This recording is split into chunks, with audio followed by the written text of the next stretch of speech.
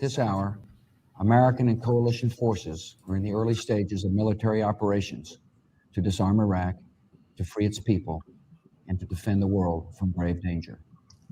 On orders, coalition forces have been striking selected targets of military importance to undermine Saddam Hussein's ability to wage war.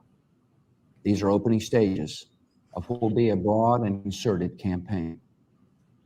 More than 35 countries are giving crucial support, from the use of naval and air bases to help with intelligence and logistics to the deployment of combat units.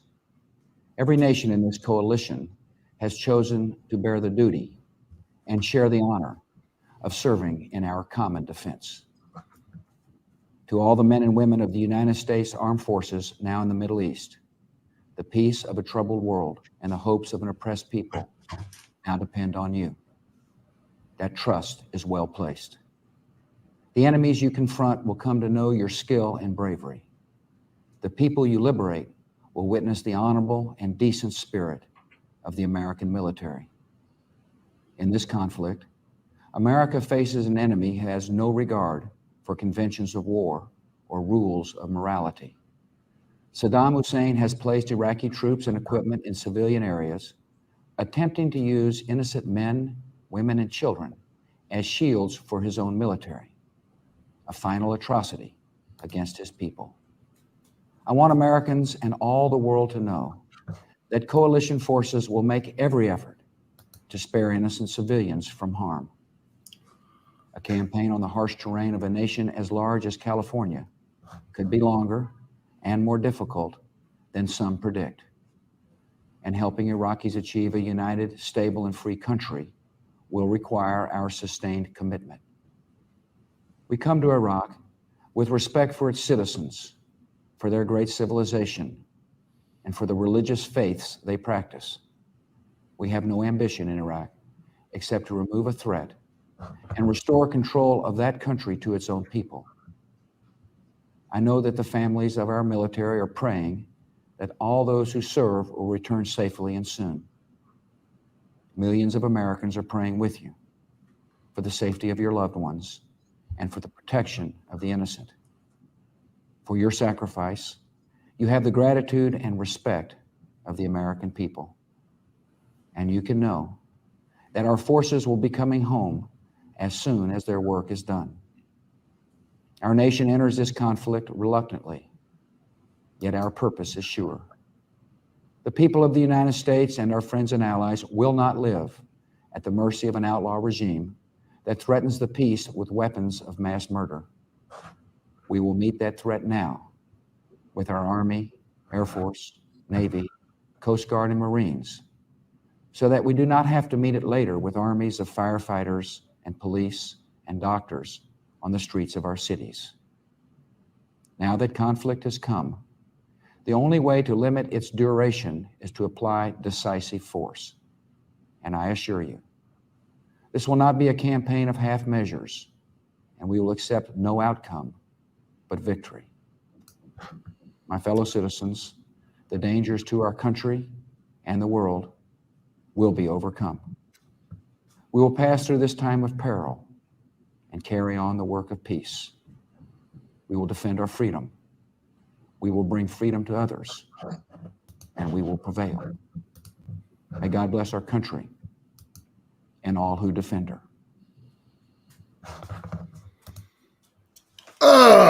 Jesus Christ. I think I'm getting PTSD just from watching that. That's when I mean, this is definitely the formative political experience of my life. It was like the couple of years after 9/11 and leading up to the invasion of Iraq. I actually finished college, undergrad, a semester late because I was like so busy organizing anti-war protests in 2002 and 2003 that I failed like a gen ed requirement that anybody should be able to pass in their sleep. So yeah, just seeing that smirking asshole do that announcement again was fairly brutal. But in any case, I am joined, of course, by our producer Forrest, and very excited to have him back by Branko Marcetic, who is a staff writer for Jacobin and the author of Yesterday's Man, the case against Joe Biden, which came out last year from Verso Books. Thanks for coming back on. Thanks for having me. So that is the book. Yeah, it's funny. I had a very different reaction to you. I watching it. I was just thinking, what a relief it is to see a normal presidential speech. Just crazy stuff. Just very calm, measured. That's right. Yeah, really takes you back with nostalgia. Back when the good Republicans who were civil and yeah, that's right. I actually have I have to grab it out of the doc, but there's the Chris Kaliza article that came out like the same day as the fucking 18th anniversary of the war in Iraq, which he basically says that Bush is unrecognizable in today's Republican Party. And we kind of talked about that last episode, I think, quickly when we plugged this. Yeah. Well, yeah, Branko, please. Oh, I was just going to say, I mean, he's right to an extent in the sense of, Bush was very good at using tone, and like all the old Republicans were, masking basically the same stuff that Trump and the modern Republican Party does now under a much more measured, calm, kind of tone, that the compassionate conservatism that Bush ran on, which is why, I remember when Trump was elected in the first 2 years, that was the kind of beginning of the Bush rehabilitation, was when Trump was doing the Muslim ban and all this other kind of stuff.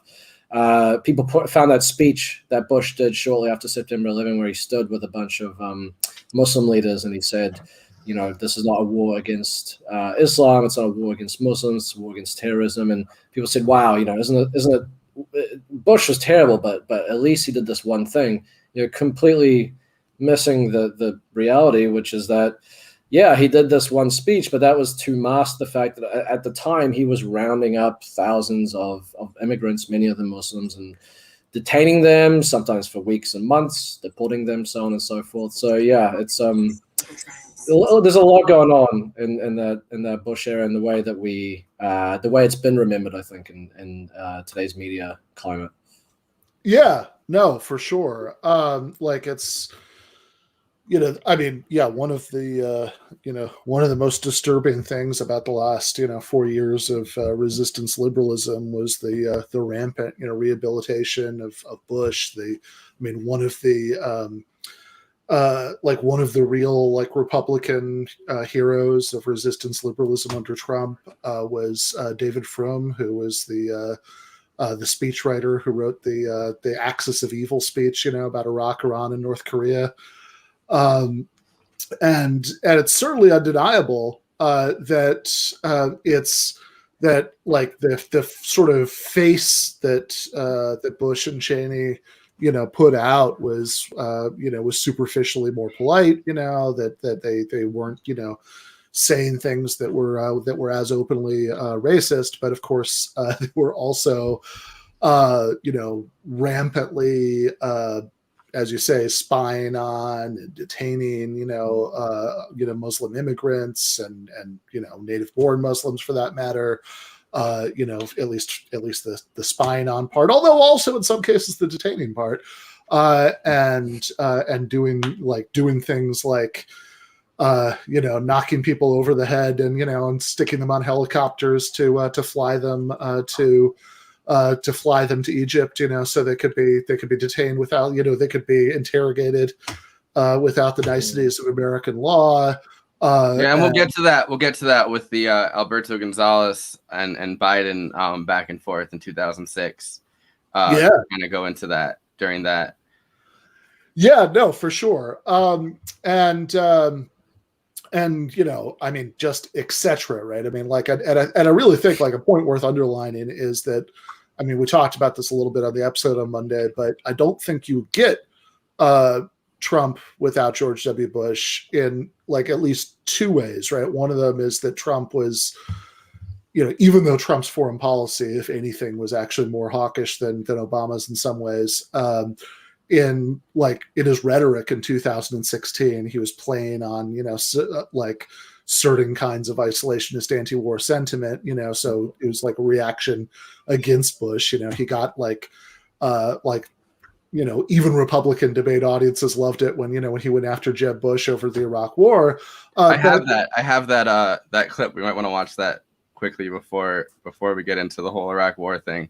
Yeah, let's do it. But then the other way that that Bush was laying the basis for Trump is that Bush's decision to respond to the 9/11 terrorist attacks, not by treating it as a criminal matter, which is what should have happened, and not even by doing this sort of Clinton-esque thing and firing off a few cruise missiles, but by elevating it to the status of this clash of civilizations, global military operation, it was the global war on terror, that was sort of treated as this framework that we could have little wars within, like the Cold War. Without that, it's not clear that somebody would have been as successful as Trump was in 2016 in playing off fear-mongering about Muslims. Well, even during the 9/11 speech, the way that when he says Islam is a religion of peace, and he kind of gestures towards, I know it's not all Muslims. That's not him putting out his hand to the Muslim population in this country. That's a weapon for him in that case, because he's saying this is obviously an abomination of Islam. I understand that it's not all Muslims, but if Muslims in other countries want to help these movements out, want to help these jihadi groups out, we are going to fucking kill you.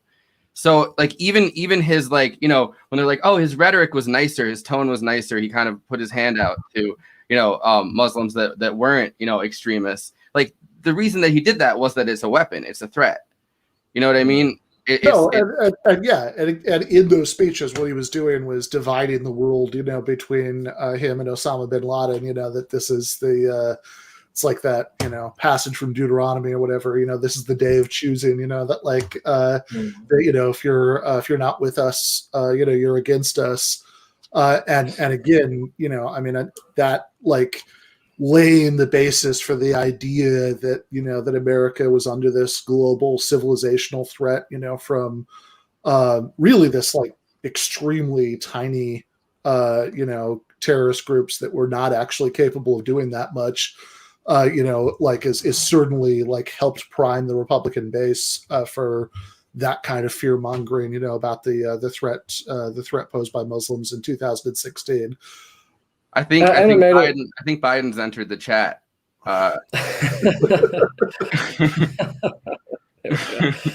Well, it made it acceptable to support too, because it wasn't. He made it clear this is not a racist war. Hey, you can back this war and you can still feel good about yourself. And there's shades of it. I mean, that's the old kind of Reagan thing, which is that always add in a patina of optimism and sunniness to whatever horror you were about to inflict in whatever particular group you were targeting, and we can see shades of that in what's happening now with the Biden administration in China, which is, on the one hand, in response to the shooting last week, they have done kind of a lot of very, very symbolic, performative kind of empathy outreach, right? Doing speeches and saying, anti-Asian terror and hatred is not good. It's terrible. At the same time, really ratcheting up tensions with China. Fear mongering about that country, escalating this kind of this other clash of civilizations happening now, which of course feeds into the very kind of climate of hatred towards Asian people back home. So it's, we're seeing a similar dynamic now, except now it's not aimed at the Middle East, where the U.S. establishment has picked another region of the world that it will go after this time. And they've written about it. I mean, the the think tanks that kind of work with the military industrial complex, like they've put out things that say, a much better existential threat, like the Middle East is dwindling as an existential threat, and like that we can really push onto the people through propaganda. China is the thing, and the Asian bloc, I guess, in general, is kind of the thing that is going to be a much more lasting conflict, and like a second Cold War, because they have the resources pretty much endlessly. You know what I mean? Like they're kind of the only, like China's the only other superpower that's ever existed. So our existential threat of China kind of, at least the way the foreign policy gurus in both parties, I guess, want to frame that. It kind of is like something that can go on forever, and they see that, and they see their jobs lasting forever. They see like military equipment sales lasting forever. They see all kinds of like their consultancy positions lasting forever through that. Yeah. Oh, so do you have that clip? You're gonna play? Yeah. Let's do it. On Monday, George W. Bush will campaign in South Carolina for his brother. As you said tonight, and you've often said, the Iraq War and your opposition to it was a sign of your good judgment. In 2008, in an interview with Wolf Blitzer talking about President George W. Bush's conduct of the war, you said you were surprised that Democratic leader Nancy Pelosi didn't try to impeach him. You said, quote, which personally I think would have been a wonderful thing. Close quote. When you were asked what you meant by that, you said, for the war. For the war. He lied. He got us into the war with lies.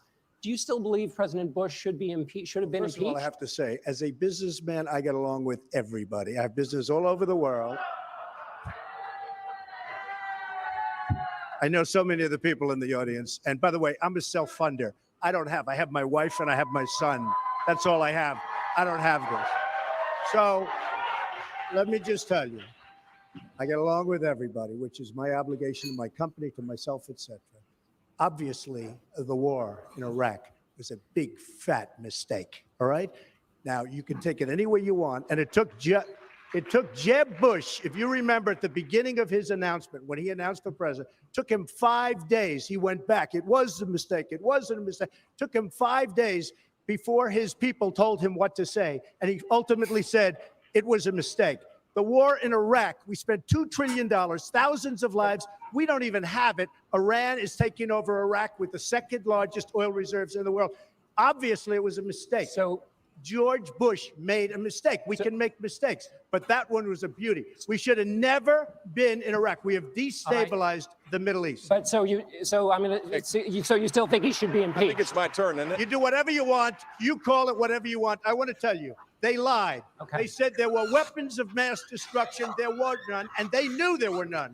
There were no weapons of mass destruction. All right. Governor Bush, when a member on the stage's brother gets attacked, I got about 5 or 6. Do I get to do it 5 or 6 times, or just once responding to that? So here's the deal. I'm sick and tired of Barack Obama blaming my brother for all of the problems that he's had. And frankly, I could care less about the insults that Donald Trump gives to me.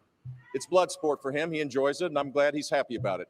But I am sick and tired of him going after my family. My dad is the greatest man alive in my mind. While Donald Trump was building a reality TV show, my brother was building a security apparatus to keep us safe, and I'm proud of what he did. And he's had the gall to go after my World Trade mother. Center came down during your brother's reign. My mother. Remember that. Hold on. Let me finish. He's had the gall to go after my mother. That's not keeping I us won safe. the lottery when I was born 63 years ago, looked up and I saw my mom. My mom is the strongest woman I know. She should This be is running. not about my family or his family. Okay. This is about the South Carolina families that need someone to be a commander-in-chief that can lead. And I'm that person. Governor Kasich, would you weigh in on? Oh my God, that is like one of the just I mean gotta like deeply evil lunatic, but I mean my God, like Donald Trump had some chops as an insult comic, and like that is one of his greatest hits. That's up there with the Marco Rubio bottle of water thing. That's like, another classic. My mother is the greatest person. Oh, maybe she should be running. Well, do you remember when that was That was sorry, a great Branko. period because it was before when we all assumed he was going to drop out or not do that well. So it was just kind of enjoyable, not knowing that he was actually going to end up winning the Republican nomination, let alone the presidency. And it was just great to watch all these awful people on stage just being absolutely humiliated and attacked by him. I mean, that was what was great about that period, and it all turned sour, obviously. But the other response I had watching that was just that there was Sanders. I can't remember exactly what moment it was that showed that he was catching fire. But I think that they had that first debate, him and Hillary and the others, Martin O'Malley and stuff, where he did quite well. He started going up in the polls at some point, and he really started to become more than just this kind of long shot, cranky candidate. That was one sign at the time for me that I was thinking, wow, okay, something's happening, something's really changing.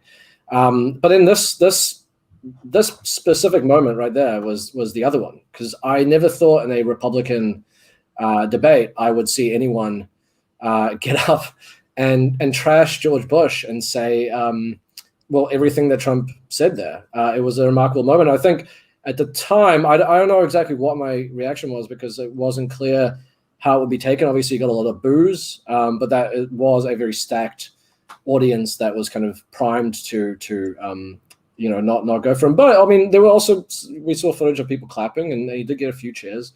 And it kind of became like obviously a wrestling audience. And when Jeb was trying to hit back, sure, people were clapping and cheering, but like they panned out to the audience, you could see a lot of people just sitting there, like this, while Jeb was talking.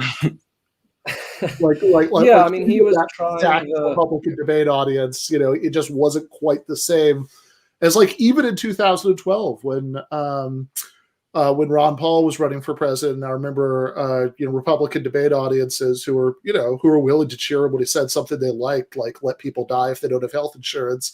But Republican debate audience in 2012, I remember booed Ron Paul when he said that we should apply the golden rule in foreign policy and not do unto others what we didn't want done unto us. And it's like they booed that, right? So like I think the fact that even that stacked audience of like Republican activists and donors had like kind of a mixed reaction to that exchange shows like just how far the country had drifted by 2016 on the Iraq War issue.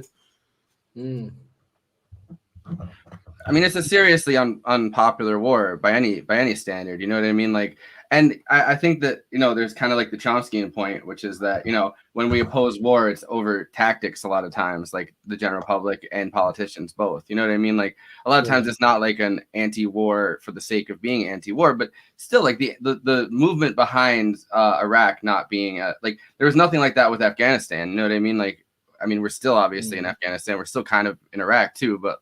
Yeah, there's still a couple thousand American soldiers in Iraq, and they even recently, have like a little bit of a renewed push, not so much with the U.S. but with NATO, in Iraq, for counterterrorism.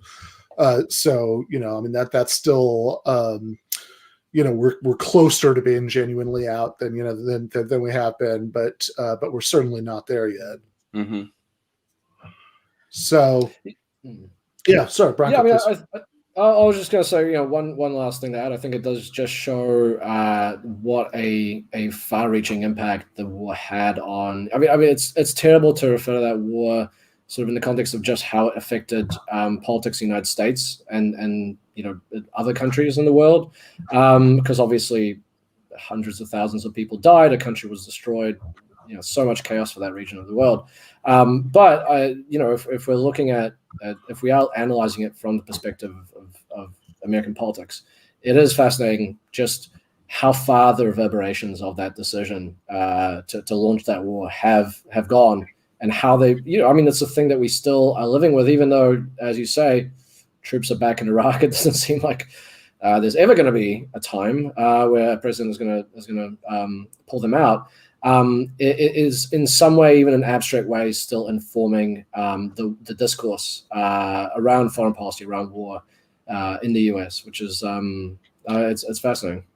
Yeah, and I should say, by the way, it's worth parenthetically noting that the premise of the question that that Trump had opposed the war in Iraq at the time is a complete lie. If you go back and actually watch the clips of Trump, talking like in like late 2002, early 2003, when people would ask him, on TV, "Oh, should the U.S. invade Iraq?"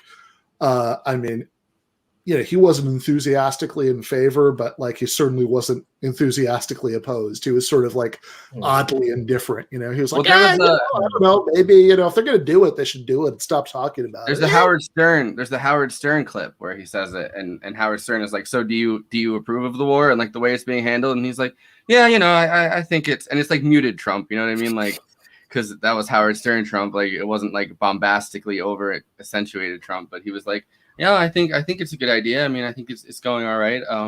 And then I think within there's that version of like there's that old Trump that was like it was like the 80s 90s Trump that you still got there, where his response to anything like that, you could ask him just anything, it's like, "Hey Trump, what do you think about like Hitler invading Poland?" He's like, "Well, I think it could be very good. I'm not sure, like like it just he just didn't really. Like he sort of acted like he was just trying not to alienate anybody, which is a like really weird Trump to like see in retrospect. Well, he saw a future political career for himself in that point. Yeah, he did the same with Libya, right? He initially there was record of him vaguely being supportive of it, and then obviously when he ran in 2015, 2016, he changed on it, which I think the question of is Trump right or wrong? What was his real thinking? Should we think differently about him? All that's pretty irrelevant to me. What's interesting there is that he obviously read something in the national climate that led him to go, okay, now it would be great for me to just completely flip on this. The other thing I was just thinking, I don't know if you have this clip, but it's quite stunning to watch actually that clip of the Republican debate in, I think that was end of 2015, and then think back to 2000 and was it 2002 or 2003 that Michael Moore was booed at the Oscars for speaking. It was 2003 for speaking out against the that push for Iraq. He was booed at the collection of probably the most kind of liberal, elite liberal event or festival. Yeah, I can try to find that. I don't know if we'll get copyright flagged for that. That is a fascinating I think back to back the transition from liberal Hollywood booing Michael Moore for saying shame on you, George Bush, for going to Iraq, to Trump saying we should never have gone to Iraq, it was a big fat mistake, to at the very least no response, no booing. He got booed when he attacked Bush personally and said the World Trade Center came down under his watch. But correct me if I'm wrong, in that clip when he actually said the war was a mistake, no one was going against that. Yeah, which is, I mean, really that speech that Michael Moore made about Iraq at the Oscars. I mean, it wasn't even like a really fire-breathing thing. I mean, I think the line that as they were playing the Oscars wrap it up music, to get him to stop, like I think the line that he was trying to say was when the Pope and the Dixie Chicks are both against you, you've gone wrong. Yeah, no, that is remarkable how much the Oscars crowd how much angrier they were about opposition to the Iraq War than a Republican debate crowd was by 2016. That kind of tells you everything. But I mean, it's not surprising. I mean, I remember in I think it was fall of 2002. It was like was supposed to be my next to last semester of college, and I remember my political science professor, who was like a pretty liberal Democrat, was just sort of while introducing classroom discussion about the drive toward Iraq, was just sort of taking it as a given that of course, Iraqi, WMDs actually existed. And at the time I was sort of pushing back. I was like, well, how do you know that? Right. Where's the evidence? And he just like in this like very world-weary way said, well, of course, I mean, they're not going to share all the evidence they have of this, this doubtless, intelligence, whatever, You just gotta believe. You just gotta believe the experts, Yeah, exactly. So that was, and that was like, again, like that was a, liberal Democrat teaching in a place where, like, lots of people hated Bush and, and all of that stuff. And that was the sort of prevailing attitude at the time. I mean, not that there, of course, weren't, many millions of people, who opposed it. And, the largest anti-war protests in history, in 2002 and 2003. But on any kind of establishment level, going from sort of, academics who saw themselves as like savvy and realistic to the Oscars, Hollywood to certainly the Democratic Party. The prevailing attitude was, yes, of course, there's this great threat posed by Saddam Hussein, and the only real discussion to be had is yeah, that's right, yeah, and and earlier than that too, by the way. I can remember being in high school and at the end of the 1990s and having largely the same argument with a civics teacher, because that was when Bill Clinton, was bombing Iraq again, and pushing for war back then on the same grounds, which of course everybody's forgotten. But I guess that's a good segue to the Scott Ritter clip, which was. Oh yeah. So I was going to say, so in particular, right? The view of anybody who's remotely establishment, was that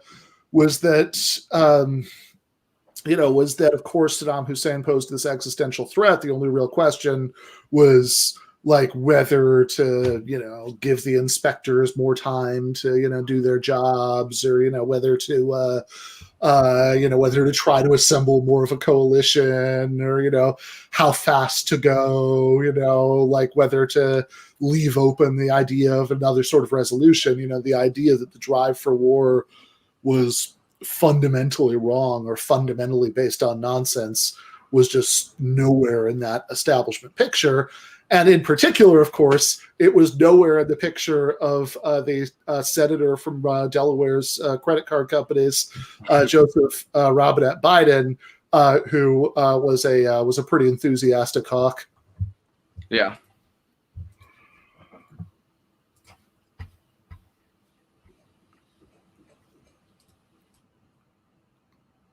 And I both know, and all of us here really know, and it's the thing we have to face, that the only way we're going to get rid of Saddam Hussein is we're going to end up having to start it alone,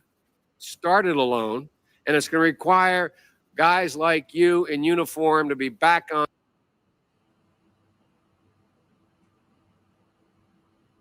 foot in the desert, taking taking Saddam down. You know it, and I know it. So I think we should not kid ourselves here. There's stark choices. I happen to agree with your assessment. A, that diplomacy was picked over inspection-driven confrontation. B, that there's an illusion of arms control that cannot guarantee he will have no system of no weapons of mass destruction. And C, that as long as he's there, he's concluded he can absorb airstrikes. So I think you've done a significant service for this country. A different policy judgment has been made. If we don't like the policy judgment, in my view, from observation has been made by the administration and the Security Council and our allies. If we don't like it, we should step up to the ball and say it, because you forced us, and I think properly so, to a day of reckoning here about what our policy should be. I look forward to hearing what you have to say, and welcome, even without the Secretary of State and the Secretary of Defense. First of all, classic Biden doing, son of a, and he stops himself and I mean Saddam, that's one of his moves is, you know, he accidentally says this thing that he wasn't meant to say. Whoops, you know, he nearly lost his control there. But you know, what we're all talking about here, it reminds me of just how savvy and how well executed the campaign to get people on board the war was. And when people talk about why Trump, as bad as he was maybe not actually as dangerous and scary as Bush, this is what they are referring to. You know, Trump and the people around him were never able to formulate the expertly crafted push for war that Bush and his people did, which really was this step-by-step, very systematized strategy that involved the media and involved all these, you know, very big public events. Really was a noose tightening around Saddam for a very long time. You know, Trump just sort of would half-heartedly, you know, for a few months or weeks, demonize a country and sort of ratchet up tensions and maybe do something stupid, or try and goad the country into doing something. And then obviously the leaders he was dealing with were always, fortunately, a lot smarter than he was, and they were able to sort of deflect it. And so now these pushes for war that Trump did, that he also didn't himself seem completely sold on. Of course, he was persuaded out of striking Iran, thank God. You know, but it does show you how frightening in many ways the normal expert foreign policy establishment people are versus the kind of more born to China shop people like Trump. And I think one other thing I'd say, one of the reasons why this campaign was so effective is one, obviously there was a climate of fear that was there. There was this climate of conformity around the media and around politics in general, because of the September 11 attacks, all of that, of course. But also they kind of judoed Saddam to some extent. Saddam didn't have WMDs, but he did present himself as possibly having it because he wanted to project strength to the world. He didn't want to admit that he didn't, you know, he was basically sitting there with an empty gun, with an empty pistol. And so it was in his interest to, or at least he believed it was, to sort of maintain some ambiguity around whether or not he actually had the capability to really do some serious damage. And they used that against him. And you know, one of the things in the Chilcot report that was released in 2016, that, you know, this huge millions of documents report that looks into what not documents, words, report that looks into the British, the UK government's role in the war, the UK government's push for war. One of the things that showed is that Blair and the people around Blair, his advisors and staff, they consciously saw the inspector issue, the weapons inspections, not as a genuine measure to see whether or not Saddam truly posed a threat. They had already decided as early as October or December of 2001 that they were going to use the outpouring of emotion and fear from September 11 globally to take out Saddam. But just to interject, I mean, famously, I think there was the Bob Woodward thing where he had the conclave that a bunch of Bush administration and military officials had right after 9/11 that I think it was Dick Cheney's, you know, notes from it, you know, included, and this was like, you know, mid-September, it was like within a few days, included the line "sweep up everything related or not - Iraq." So right, yeah, no, absolutely. And what these advisors and Blair himself talk about in these documents that we only learned about over a decade later was that their goal was to try and send inspectors in the hope that, particularly if it was going to be really a really intrusive kind of inspection regime, that hopefully they hoped Saddam would bristle and either not allow them or even expel them when they came in, thereby giving them the perfect pretext. And they even say, or one of Blair's advisors says in one of these notes, you know, he says, if the inspections do go through, well, we'll have to find some other rationale to get people on board for war. So, you know, this is a really, really insidious campaign that was not just run by Bush, but it was enabled by people like Biden and so many Democrats and so many other people that now have, I think, as you mentioned before, really prominent roles in the media.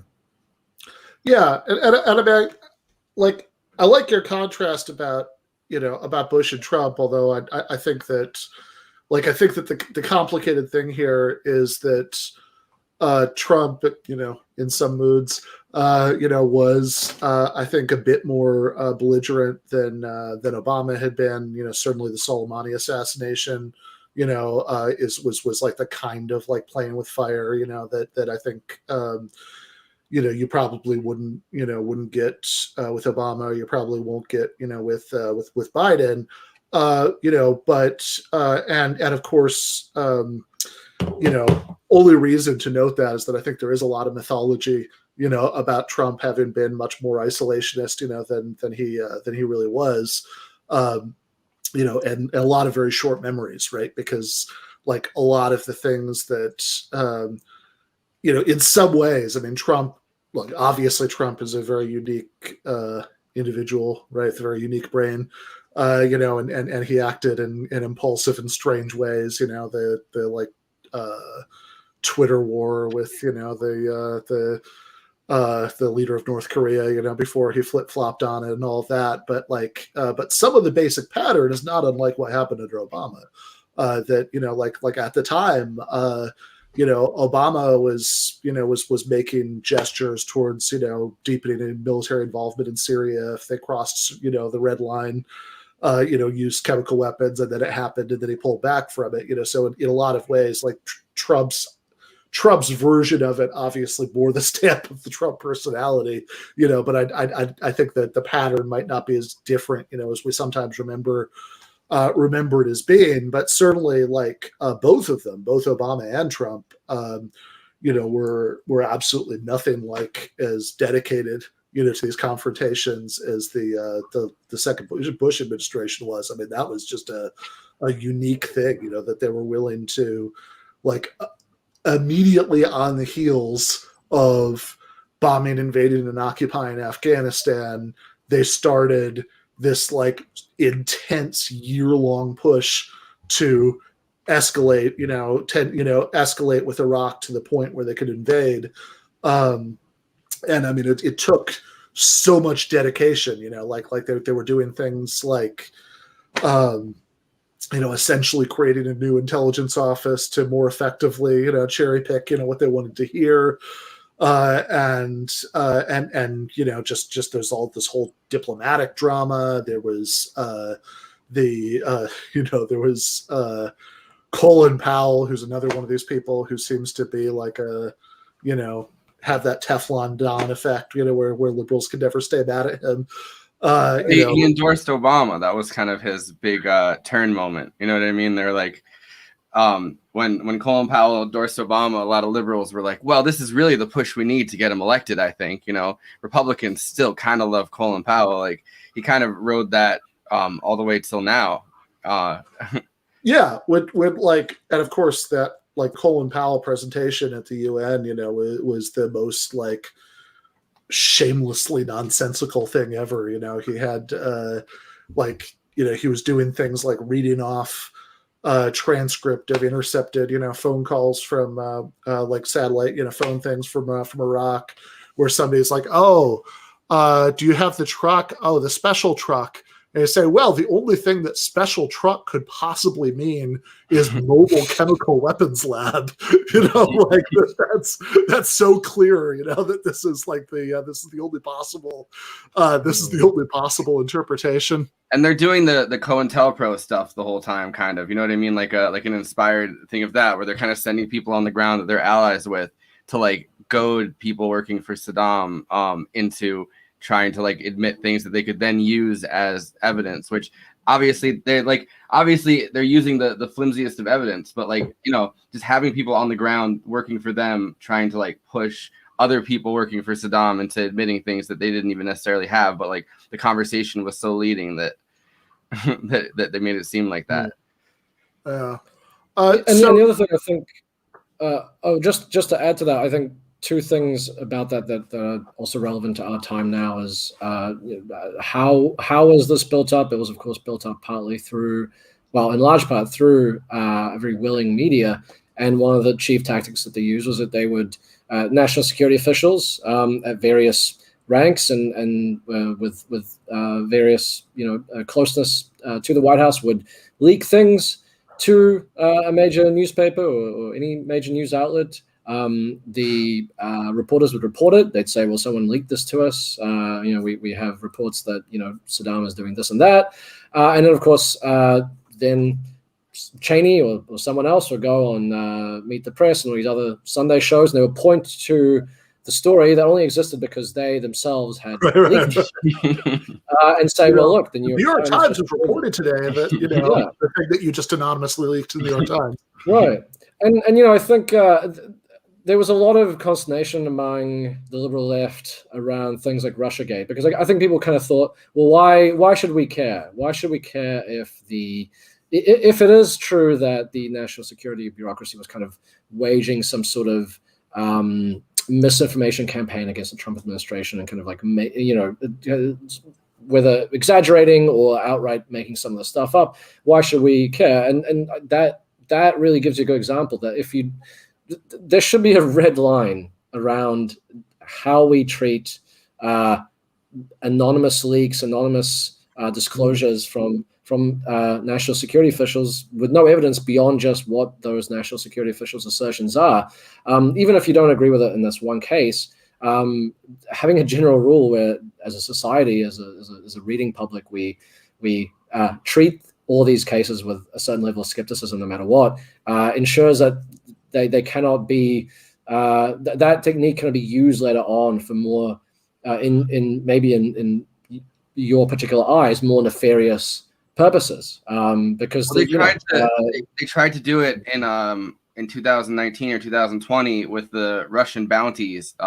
They claimed they had some random security official that they never named. They never told anyone where they were from, but suddenly they were like, oh, well, Russians are paying the Taliban for bounties on U.S. soldiers' heads, which doesn't make any sense. We're fighting them anyway. Like, why would they don't need the fucking bounties? But Democrats kind of jumped on that, to try to prove the point that, to try to prove that, our security apparatus right now is unsafe, all this stuff. But then at the same time, try to, ratchet up tensions with Russia, obviously.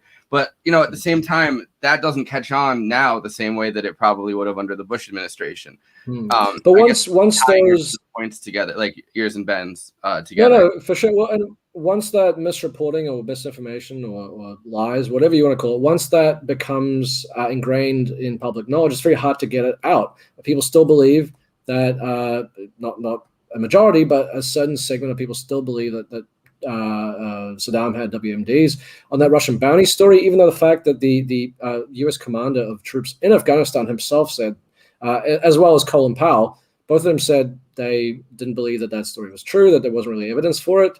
Nonetheless, I have seen that claim continue to be parroted in certain circles where obviously it's going to be treated with much less skepticism. I've seen it parroted on MSNBC constantly. It was all over the Democratic National Convention in 2020. It was just a week ago that I saw it again on MSNBC, someone citing that, again, that the U.S. commander of troops in Afghanistan himself is saying this probably isn't true. So we did very, very difficult. There was Matt Taibbi on his Substack recently did a post that was just this like list. I don't think it was a comprehensive list, but it was a representative list of all the claims about Russia, from the last 4 years that have been corrected or sort of quietly walked back. And it was, it's an impressively long list with some very strange things on it. In fact, some things that are very reminiscent of Bush era claims about Iraq and terrorism. My favorite was the one about Russia, attacking the electrical grid in Vermont, for some reason. So we did, Daily Beast. Yeah, and I was just gonna say though, right? Like I think that and I think that there is like a very simple journalistic practice that should be in place here. I mean, not that this is necessarily sufficient, but it would at least be a good start.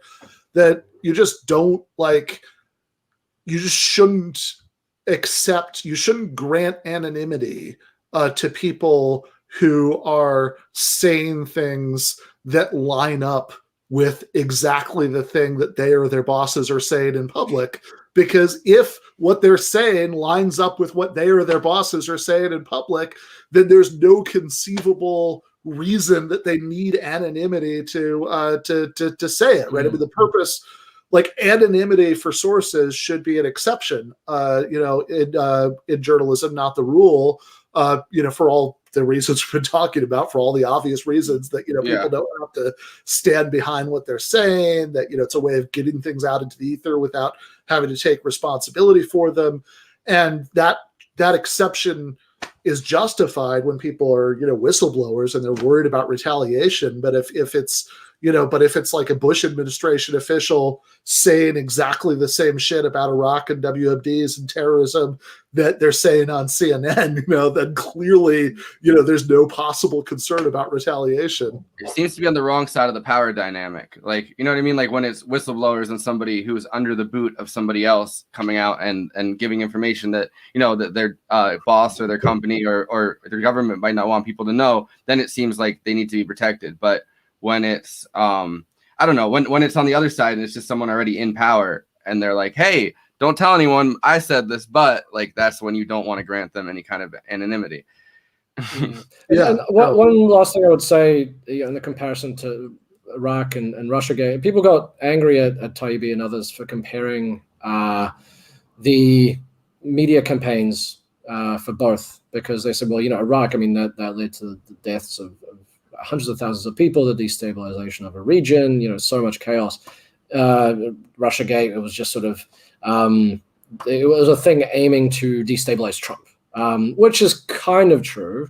But of course, it misses out the wider picture, of course, because when Trump was president, everything had to be just filtered through the perspective of Trump and how it meant for Trump and what it meant for him day to day, and not sort of looking at the wider picture. In reality, but in both cases, these anonymous leaks, this media campaign that was full of dubious assertions and shadowy suggestions that didn't always end up being true, they were in the direction of escalating tensions with another country, in the direction of increased militarism, increased aggression on the world stage. Thankfully, the Russiagate stuff didn't lead to a war with Russia. I mean, that is quite a bit more extreme than right. Yeah, proxy wars. And I mean, the other thing is, and when I say this, people again interpret it as like some sort of like giving credit to Trump, and it's the exact opposite. What actually happened is Trump was more aggressive towards Russia, more than Obama, more even than I would argue Bush and Clinton. Obviously Clinton destroyed that country economically, so that one you're going to have balance. But I mean, in terms of the actual actions that Trump took, he was very belligerent towards Russia. Never mind the stuff he was saying in public. Yeah, the Clinton destroyed Russia economically in close collaboration with with President Yeltsin. So that one's a little bit more more ambiguous. But although it is worth noting while we're talking about Russiagate that was that the 1996 election in Russia, was an actual extreme example of foreign meddling, in an election in a way. And exactly the opposite, like us meddling in Russia's election. Yeah, and in fact, the best part about it.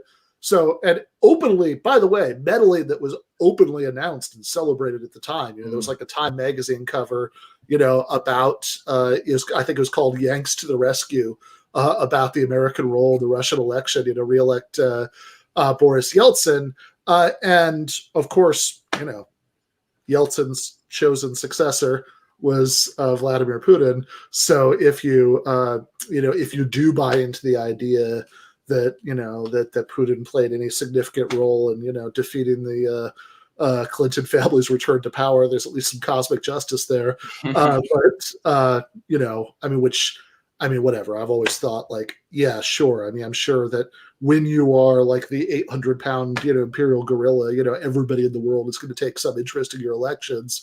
But the interesting question is not whether, the Russians, had any, made any attempt to influence that in any way, even with like farcically incompetent Facebook ads, but You like do not want to elect Hillary Clinton. yeah, exactly. Well, I'm sorry. But the question is, okay, does she have Parkinson's? We don't know.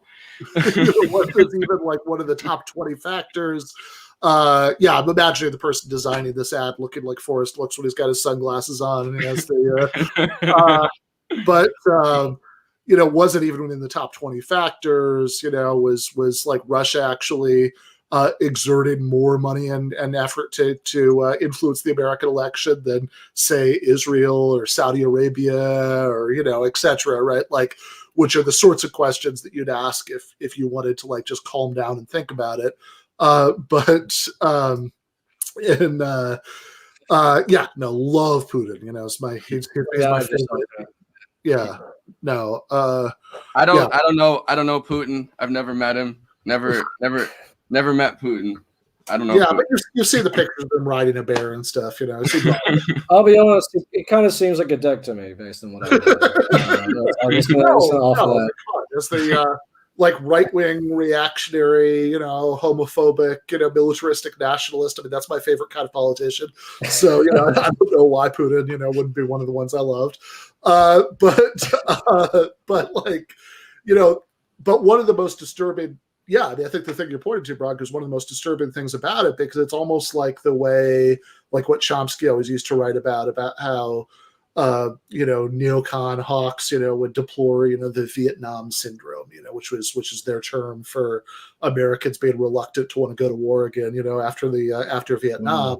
It's almost like that, except for much quicker, that it seems like Russiagate got so many liberals, like, and in a way, long term, this might be more disturbing than the thing itself. It might matter more than the thing itself, that it got so many liberals to completely wipe their memories of that whole aspect of the lead up to the Iraq War, such that they were now once again willing to take anonymous intelligence officials say as if it were proof in itself that whatever anonymous intelligence officials say was actually true.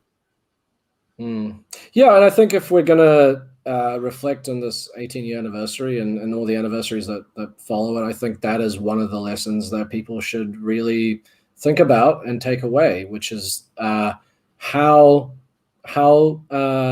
media, how the press is manipulated by those in power, how we should, and how their interests and line up too. I mean, not just manipulated, like it's not just an accidental thing. Not that I think that that's what you're saying, but just no, absolutely, yeah, and I, that we need to remember how disastrously it went wrong once when that strategy was used to heighten tensions with another country, and that if there's a baseline rule that should really be followed, it's that kind of thing should be opposed. It should be read skeptically. It should be questioned all the time as vigilantly as possible. Yeah. And it seems like the general public is more willing to do that at this point. I don't. Obviously, it seems like politicians and people in power who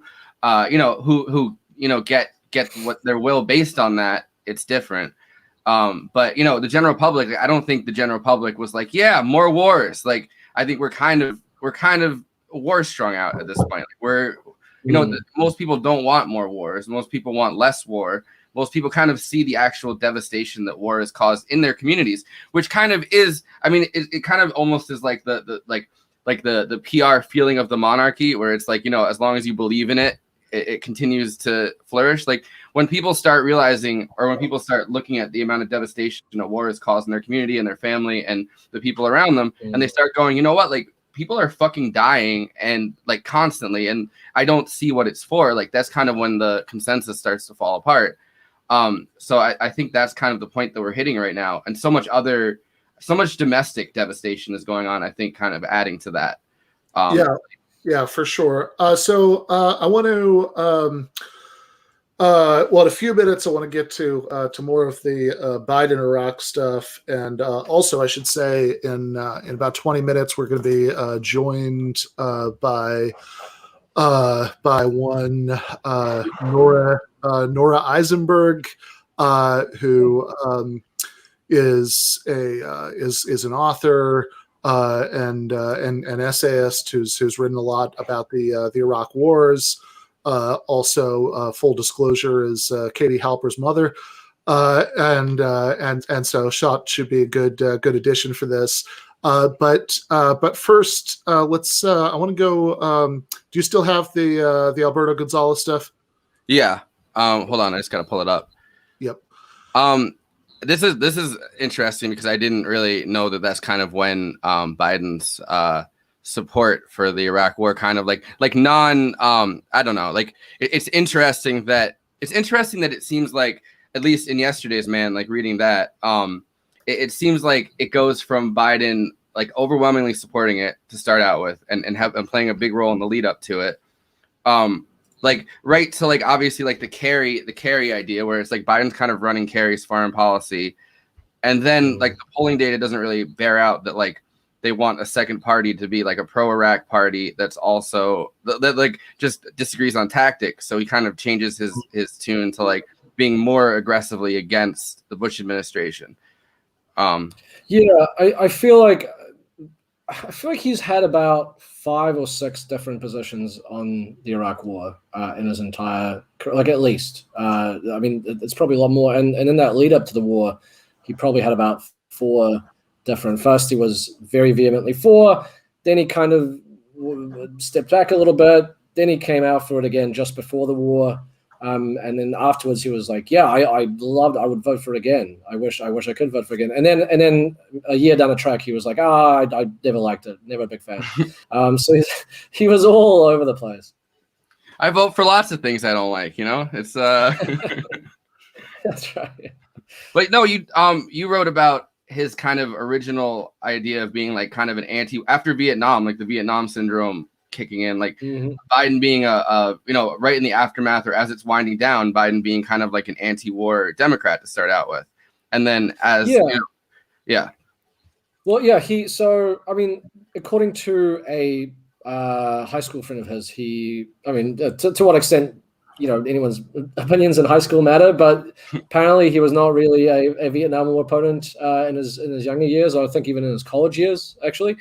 And then when he ran, he sort of at first a little bit reluctant and kind of had this tepid anti-war stance, but then he kind of it worked for him politically, so he took more forceful anti-war stances.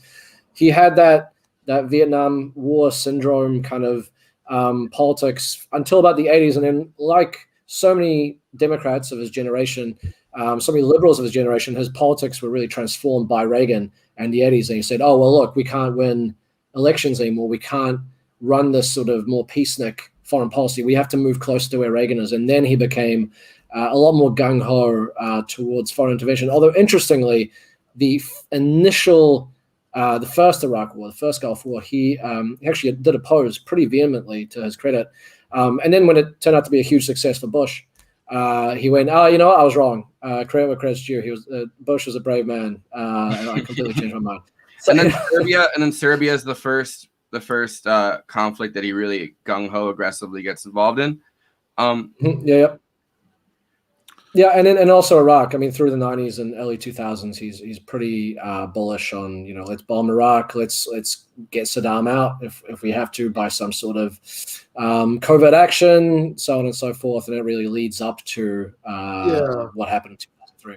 Yeah, which is really something that I think a lot of people have completely memory hold, was the Clinton administration part of the lead up, or the interregnum between the two, what we think of as the 2 Iraq wars, because during the Clinton years, Iraq was being continuously bombed, like especially in the last couple of years, to enforce the no-fly zones. Well, of course, famously, Bush Sr. Relaxed the no-fly zones for long enough to allow Saddam Hussein's forces to put down the Kurdish and Shia rebellions, but then clamped them tight again, and then through the Clinton years, there were all these bombings to enforce the no-fly zones, or to as like a pressure tactic, because of this, because of like the constant fights over weapons inspections, or in one case allegedly because of a uncovered Iraqi plot to assassinate Bush Sr. And during the last couple of years of the Clinton administration, Clinton had really ratcheted up tensions with Iraq, and it was a big deal. I remember, Madeleine Albright, being booed off stage, famously in Ohio, by anti-war college students, Madeleine Albright again as Clinton's Secretary of State, famously saying on CNN that she was asked the question, that about how sanctions in Iraq have killed 500,000 people, many of them children. Is it worth it? And she just blankly said, yeah, it's worth it. So I mean, this was this was a very, the Clinton administration took a really harsh line on Iraq, and was escalating that line towards the end. So as far as the history of centrist Democrats in general, as exemplified by Biden, that's a big part of it. I just want to say how sexist it is to boo a woman Secretary of State. Yeah, there's a in the interests of being fair to both sexes. Also, we should note, Hillary Clinton voted for the Iraq War too. So she really had a hand also in that horrible debacle. Yeah, right. Which I remember in 2016, Madeleine Albright famously said, "There's a special place in hell for women who don't support other women," referring to all of the young women in Democratic primaries who were voting for Bernie Sanders. So we could argue about which things there might be a special place in hell for, with regards to Madeleine Albright. But I do want to, as we all know, there are no women in Iraq. Exactly. It is a country of entirely dudes. They have Iraqis reproduce asexually. So let's watch the Gonzalez. It's Baghdad, not Bag Mom. So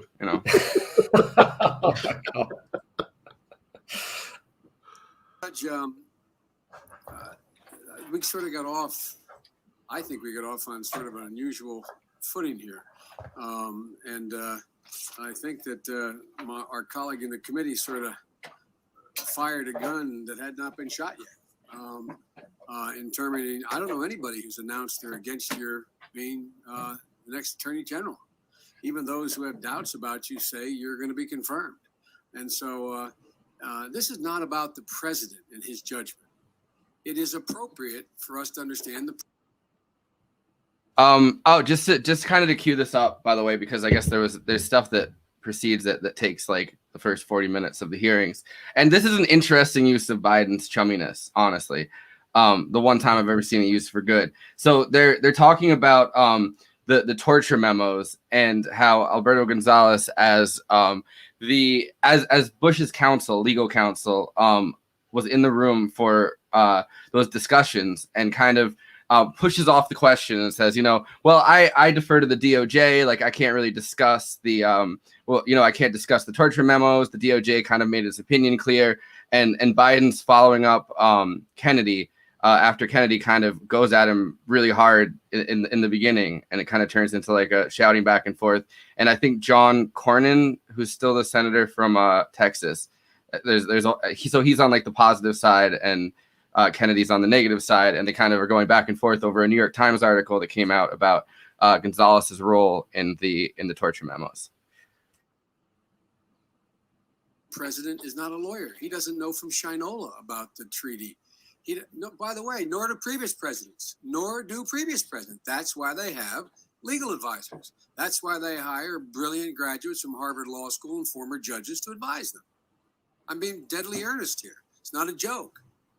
So I don't judge the president on whether or not he supports or didn't support torture. He signed off on a memo that may, in fact, in the minds of many, in fact, constitute torture, and he says he doesn't. That's irrelevant here. And Judge, this is not about your intelligence. This hearing is not about your competence. It's not about your integrity. It's about your judgment, your candor. Because you're going to be making some very difficult decisions as Attorney General, as every Attorney General has. Decisions on matters we can't even contemplate now. When I got here in 1972, the idea that anybody making judgments about cloning was bizarre. Within 4 years, you're going to make judgments on issues we haven't even contemplated. So I want to know about your judgment. It's your judgment. And it's, we're going to, you're going to be the AG. You're not going to be legal counsel anymore. You are no longer the president's lawyer. You are the people's lawyer. Your oath is to the people of the United States. I know you know that. Yes, sir. And therefore, and this is not a Supreme Court hearing, although some suggest it foreshadows that. As a Supreme Court nominee, you could sit there and say, I don't want to comment on that law or interpret it because I'm going to have to judge it. As Attorney General, you're responsible to tell us now what your judgment is on what the law means. It is your obligation now for us to be able to assess your judgment, your legal judgment. You're in no way, as you implied to two of the questioners, you're in no way jeopardizing a future case. That's malarkey, pure malarkey. So we're looking for candor, old buddy. We're looking for you when we ask you a question to give us an answer that you haven't done yet. I love you, but you're not very candid so far. And so please do not use this straw man. Well, as a future Attorney General, I may not be able to comment on what that law means. You are obliged to comment. It's your job to make a judgment before a case is taken.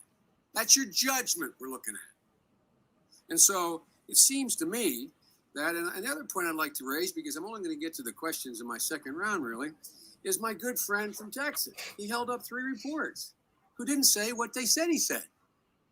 The 3 reports he held up, that I'm aware of, maybe 4, saying and asserting essentially they confirmed the judgment that you made in your recommendations to the President of the United States of America relating to torture and other matters.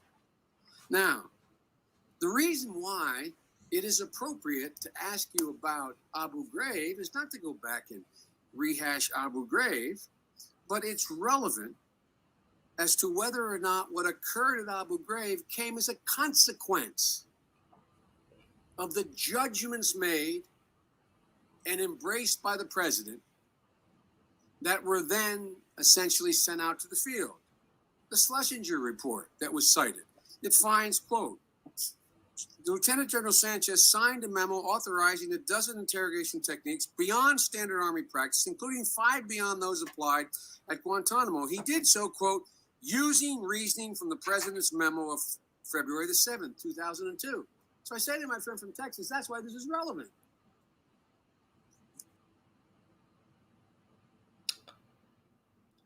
A few responses to that.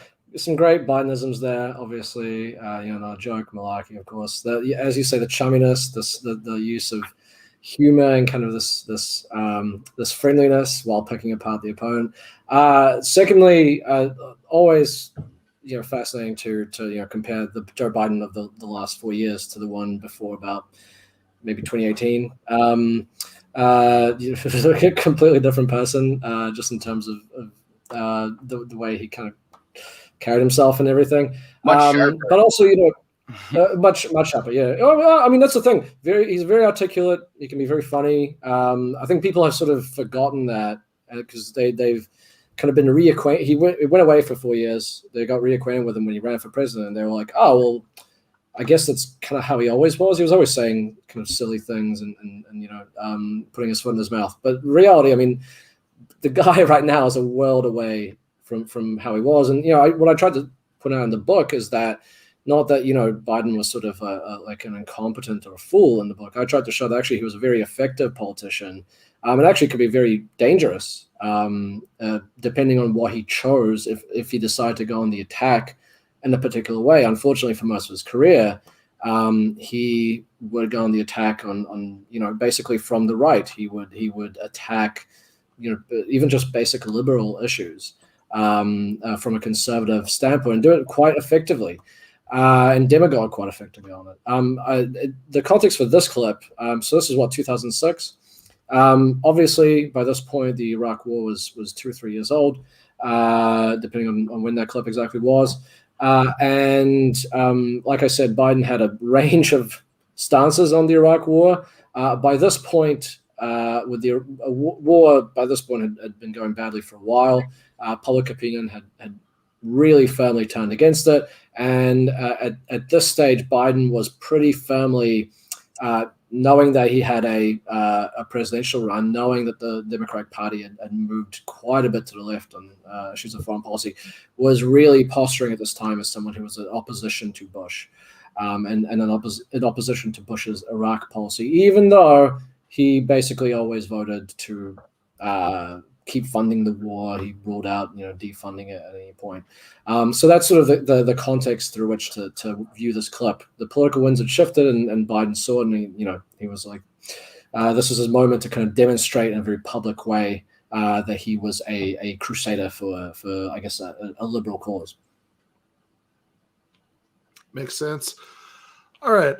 So we are probably going to bring in Nora Eisenberg in a minute, and I have to get up first. So let's just.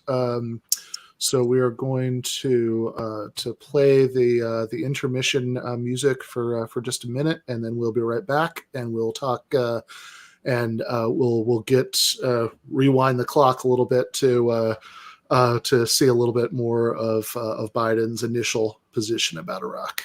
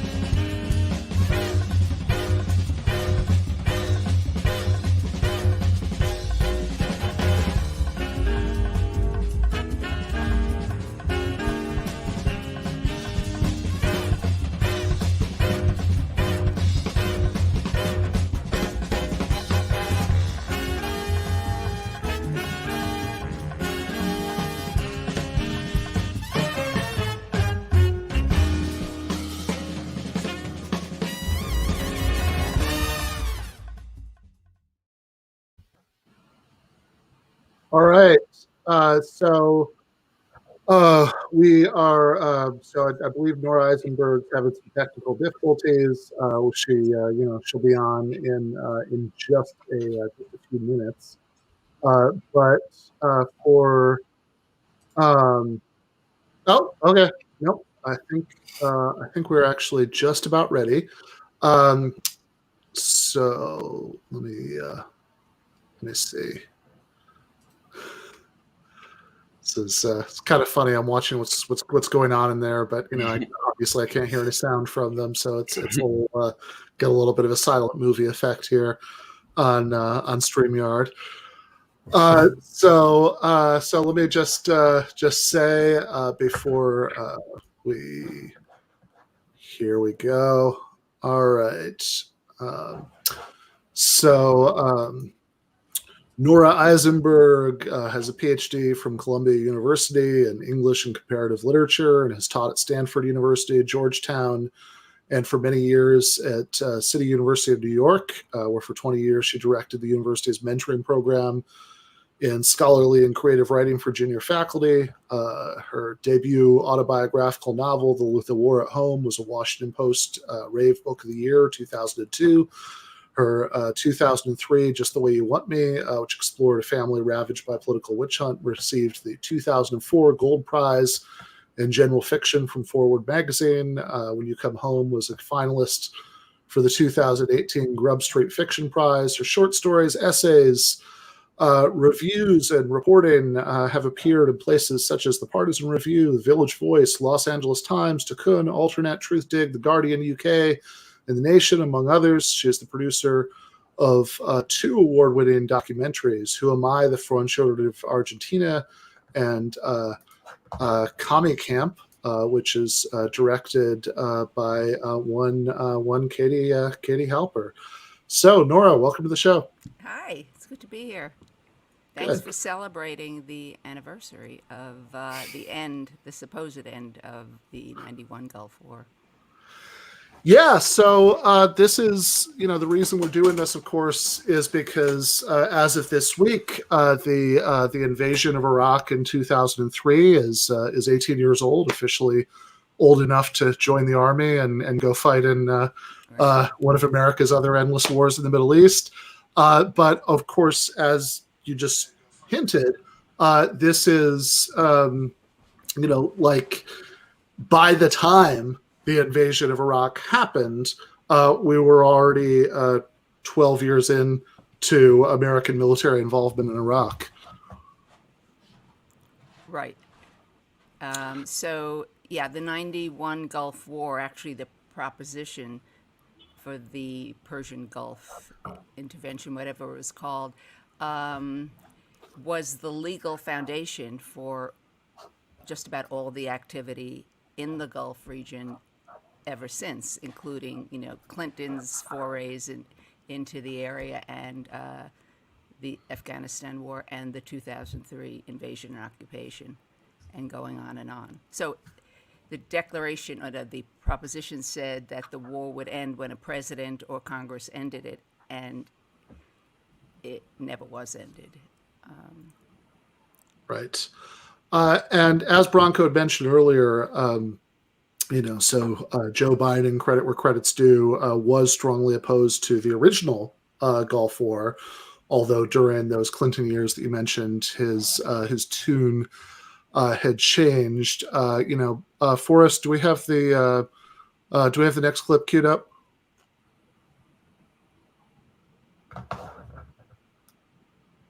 This goes to the Scott Ritter thing again in the beginning of it, but this is we should probably replay it just to talk about it anyway. This is the 6-minute one that we did when Katie was on. I both know, and all of us here really know, and it's the thing we have to face, that the only way we're going to get rid of Saddam Hussein is we're going to end up having to start it alone, and it's going to require guys like you in uniform to be back on foot in the desert, taking taking Saddam down. You know it, and I know it. So I think we should not kid ourselves here. There's stark choices. I happen to agree with your assessment. A, that diplomacy was picked over inspection-driven confrontation. B, that there's an illusion of arms control that cannot guarantee he will have no system of no weapons of mass destruction. And C, that as long as he's there, he's concluded he can absorb airstrikes. So I think you've done a significant service for this country. A different policy judgment has been made. If we don't like the policy judgment, in my view, from observation has been made by the administration and the Security Council and our allies. If we don't like it, we should step up to the ball and say it, because you forced us, and I think properly so, to a day of reckoning here about what our policy should be. I look forward to hearing what you have to say, and welcome, even without the Secretary of State and the Secretary of Defense. I'll vote for this because we should support compelling Iraq to make good on its obligations to the United Nations. I'm among those who had serious reservations about and flat out straight opposition to the first draft proposed by the White House on September 19th. The draft raised more questions than it answered. It was not clear whether the authorization requested by the president to use force was limited to Iraq or applicable to the region as a whole. It was not clear whether the objective was to compel Iraq to destroy its weapons of mass destruction programs, to liberate Kuwaiti prisoners, or to end Saddam Hussein's regime. It was not clear whether the rationale for action was to enforce the UN Security Council resolutions that Saddam has flouted for the last decade, or to implement a new doctrine of preemption. And it was not clear whether the administration considered working through the UN and working with allies important or irrelevant. Saddam is dangerous. The world would be a better place without him. But the reason he poses a growing danger to the United States and its allies is that he possesses chemical and biological weapons and is seeking, with his $2 billion a year illegally skimmed from the UN Fund for Food, his oil for food program, for peace program, that he is seeking nuclear weapons. Contrary to what some in my party might think, Iraq was a problem that had to be dealt with sooner rather than later. I commend the president. He was right to enforce the solemn commitments made by Saddam. If they were not enforced, what good would they be, and what value those institutions? For me, the issue is never whether we had to deal with Saddam, but when and how we dealt with Saddam. And it's precisely the when and how that I think this administration got wrong. We went to war too soon. We went to war with too few troops. We went to war without the world when we could have had many with us. And we're paying the price for it now. Pause it. Now, Senator, you voted for this war. Sure did. With reservations, but you The did right vote for it. Vote too.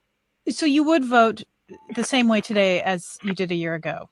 I would, but no one can really hold us responsible for the incompetence of the administration in the aftermath.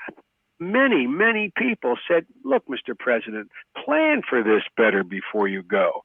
So then is it any surprise to you that Spain has decided to pull its troops? I must tell you it's not a surprise, although I want to make it clear I did not predict it or anticipate it. I assumed, like I think the vast majority of people did, without a lot of reflection, that it was likely that you were going to see Aznar reelected.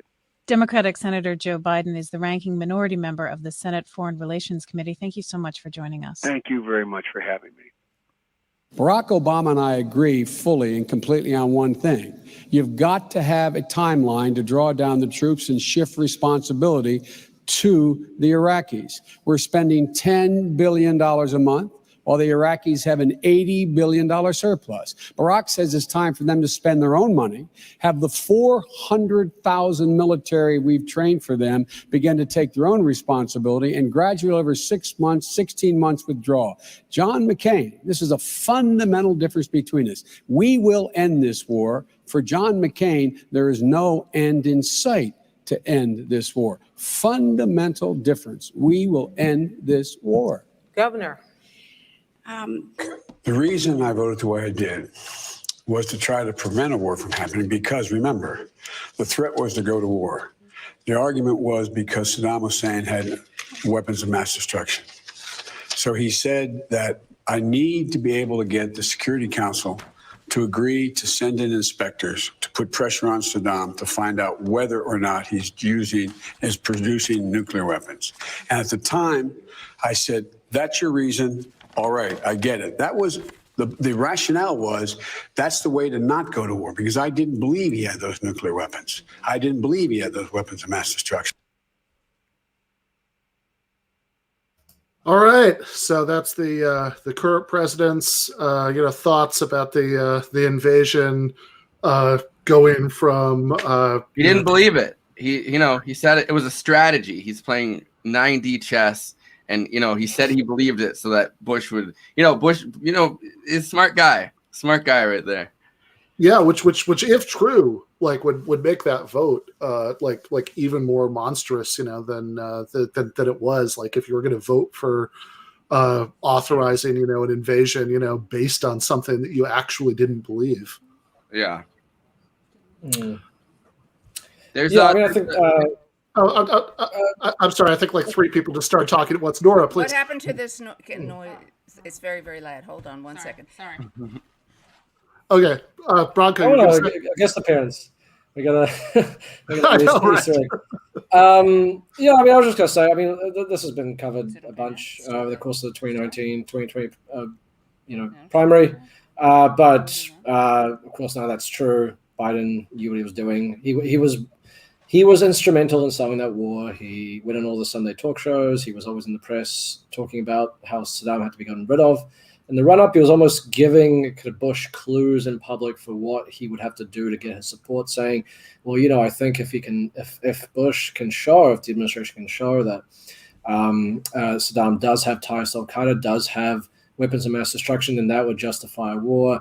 When Colin Powell did a speech, he said, I think the administration right now has some proof that's going to convince people who don't believe it. And after he voted for the war, contrary to him saying, I wanted to avoid it, Biden then actually toured around the world. He went to Europe, he went to the Middle East. He was basically he went to Kurdistan. He spoke to the Kurdish parliament, and he said essentially, we'll have your back if you rise up against Saddam. Basically laying the groundwork for the war. He knew what he was doing. And of course, we know that because after, like I said, after the war was launched, he immediately said, going to war was the right thing. I would vote for it again. But obviously, post about 2004, 2005, that becomes a very inconvenient position, particularly for a Democrat. So he has found increasingly kind of tortured attempts to explain away. Like in the middle segments of that progression, particularly, we see a lot of this line that invading Iraq was good. You needed to invade Iraq. It was just done badly. If it had been better managed, it would have been okay. Which is Kerry's position. Okay. Yeah. Oh, sorry, Nora, you were saying? No, so little is known about by the public and even by many activists, still anti-war activists, about what went on in '91 and how that war was so carefully manufactured. Is that something you want to hear about? I do. I definitely do. Okay, good.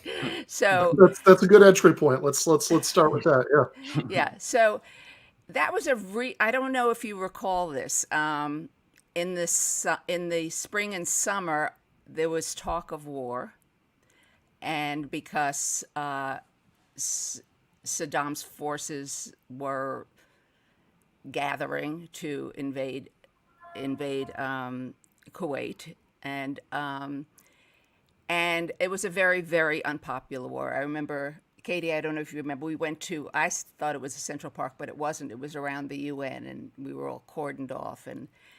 But there was a lot of activism against the war. And over the course of the summer, though, and into the fall, they manufactured these stories to win public support for it. And that was quite unbelievable. They it was based on a total lie. I mean, they had been wanting this war for a long time, since '88, since the end of the Iran-Iraq 8-year war, from which nobody really won, but Saddam came out of it very, very popular in the region.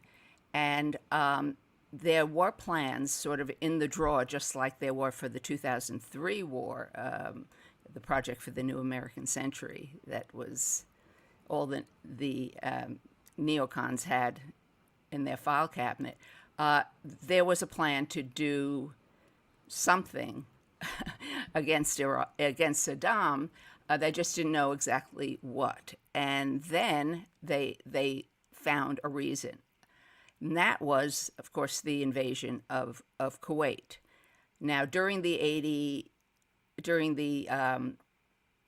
aftermath of the long Iran-Iraq war, the Kuwaitis were siphoning oil off, and they were not paying for his efforts in the war, which supposedly helped. Yeah, just to be clear, when you talk about siphoning oil off, so they were siphoning oil from from Iraq to Kuwait. Yeah, to right. Kuwait. Yep. So he called in the Undersecretary of State, April Glaspie, Saddam, to have a frank conversation with him. And he said, we're really hurting after the war, and we have, they're taking our oil, and I really want to do something about this. To reclaim some funds, and she said, "I understand, and let me get back to you." And she spoke to James Baker, and there are copies of the communiques. And she was told that this would be, and she reported it to Saddam and to his Secretary of State, I guess, Tariq Aziz. That we would view it as an Arab-on-Arab issue. It has nothing to do with the United States. And a lot of people since have considered this a kind of green light that we gave them to go in. And this was in all kinds of TV shows that went on around that time. The people working in the State Department would say, we have nothing to say about this. It's not an issue. So then he went in, and then we decided, or actually Margaret Thatcher decided, no, come on. I don't know if you remember, he said, "Don't get wobbly on me, George." And then he was all behind the war. Now, to get the approval for it, though, what he did was this. He introduced the Kuwaitis to his former chief of staff when he was vice president. And that guy, the name will come to me, worked for Hill & Knowlton, which was a big lobbying and PR firm. And Hill & Knowlton took $11.5 million from the Kuwaitis and created this entirely bogus story. One, I don't know if you remember this, one was video one was the testimony of a young Iraqi woman who had volunteered, she said, at a Kuwaiti woman in a hospital in Kuwait City, and she saw the mean Iraqis come in and throw all the babies out of the incubators onto the cold floor to die. It came out later, and she reported this at the House Committee for Human Rights, which was nothing. It was a construction. They rented some hotel space and had this.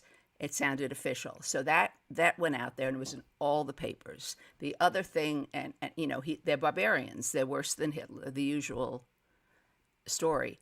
And he's worse than Hitler. And then the other thing was there were these seemingly bogus satellite photos of his forces, Saddam's forces outside of Saudi Arabia, ready to go into Saudi Arabia. The St. Petersburg Times scanned the same area, and there was nothing there, and they reported that. But by then, by the fall and into the winter, it was just too late. They had,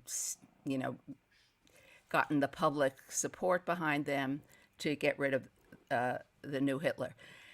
And it is, in some ways, it was an awful war in that it's still going on.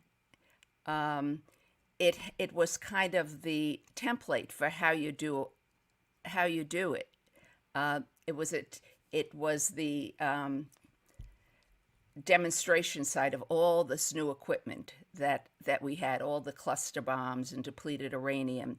And remember, this was 1991. The Soviet Union was falling apart, and this was the opening act of the New World Order, to show the world what we had and what we would do now that we were about to be the only superpower on Earth. So what we did, and it's just the 40th anniversary is just ending. What we did was we used more bombs in 43 days. It was a 43-day war in which 148 U.S. troops died, a third from friendly fire. And it was mostly an air war, and against Iraq, it was not to, the goal initially was to get the Iraqis out of Kuwait. But it really was, when you consider the damage of the air war, it had as its intent to begin at least taking out Saddam and bringing Iraq to its knees. So 148 of our troops died, 100,000 of their troops died, and initially the same number of civilians. In the aftermath of the war, because of the terrible devastation, the loss of food, the loss of medicine, the loss of roads and industry, and the terrible environmental devastation from all of the toxins that were rained down on Iraq, it's estimated about 1 million more people died in the next decade. So it's a horrendous war, and it's still being sold or remembered fondly as the best war we ever fought. We won, they lost big time. There are lots of ironies in that. We didn't really win big time. I mean, in so many different ways. One that, again, lots of people don't really know about, is that a third of the returning troops, and it was about 730,000, I think, a third of them were or are seriously ill. So and of course, it took such a long time for the Vietnam soldiers, vets, to get any recognition of PTSD as a real disease, and we know that there were kind of chemical origins for much of that. But the poor guys have PTSD. War's hard, but again, it was actually neurotoxins that causes this profound illness that ranges from utter fatigue to all kinds of cancers and everything in between, multiple sclerosis, Lou Gehrig's disease. The soldiers brought the war home too in their bodies. It was oil based. It settled easily in the human body, and all these neurotoxins in the area. And I'll tell you what they came from in a minute. So, but the wives, and it was largely a male army, the wives started reporting having burning semen. And then the children, a sizable number of children, a statistically important number of children, had severe birth defects, including something called golden Haar's disease, where limbs are in the wrong place, coming out of an arm coming out of a chest, and the government, it was kind of a cabal of the DOD and VA saying, and to this day in the VA, still saying, it's not what they're saying. It's not what they're saying. And very esteemed panels of scientists who were mandated by Congress to review what was there, what the scientific evidence was showing, said there was a causal relationship between the war exposure, wartime war zone exposure to neurotoxins. I mean, part of it was depleted uranium, but the thing that they had the strongest data on were these neurotoxins. They were all of a same class, and they're able to go through the blood-brain barrier and do damage to the central nervous system in all kinds of tricky ways. And the sources of those were a prophylactic anti-nerve gas pill that was experimental that the soldiers had to take, or else they would be court-martialed. Some of them felt sick instantly. It had been used for myasthenia gravis, but a speck of it. This was a huge amount. So it was they had no right, no permission to use it, but they did that. The other one was the bombing of a sarin storage facility. And they claimed they didn't know it was there, but I'm not sure how they didn't know it was there. I mean, we know that we provided sarin to the Iraqis during the Iran-Iraq War. And the third was this bug spray for sand fleas. And again, you'll notice that you have these drug companies and these chemical companies, which are often the same corporations, just, one doing good to supposedly doing good to people, and one doing bad to animals, fleas. But so those are the three main sources of these terrible neurotoxins. And so, I mean, as a novelist, I just was blown away when I started doing research on this, because everybody I knew, and my husband's a psychiatrist and an internist and does research, and his friends are all very sophisticated doctors, and everyone to a person said it's stress related, which is of course what the official story was. And it was not at all. People, the plume from the sarin bombing went all the way to Saudi Arabia. There was ways to trace it. And so it was just awful in its effects for the victor and the victim.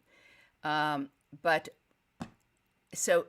is still being looked at nostalgically as this great war, and I can't stand it. I wrote this novel many years ago, my third novel, and I thought that would get it out of my system, and it did not. I actually thought when I published the novel, suddenly everyone would be treated for this. We'd pull out of the region, we'd apologize, and the insanity of artistic work, what we think we can do to the world, for the world.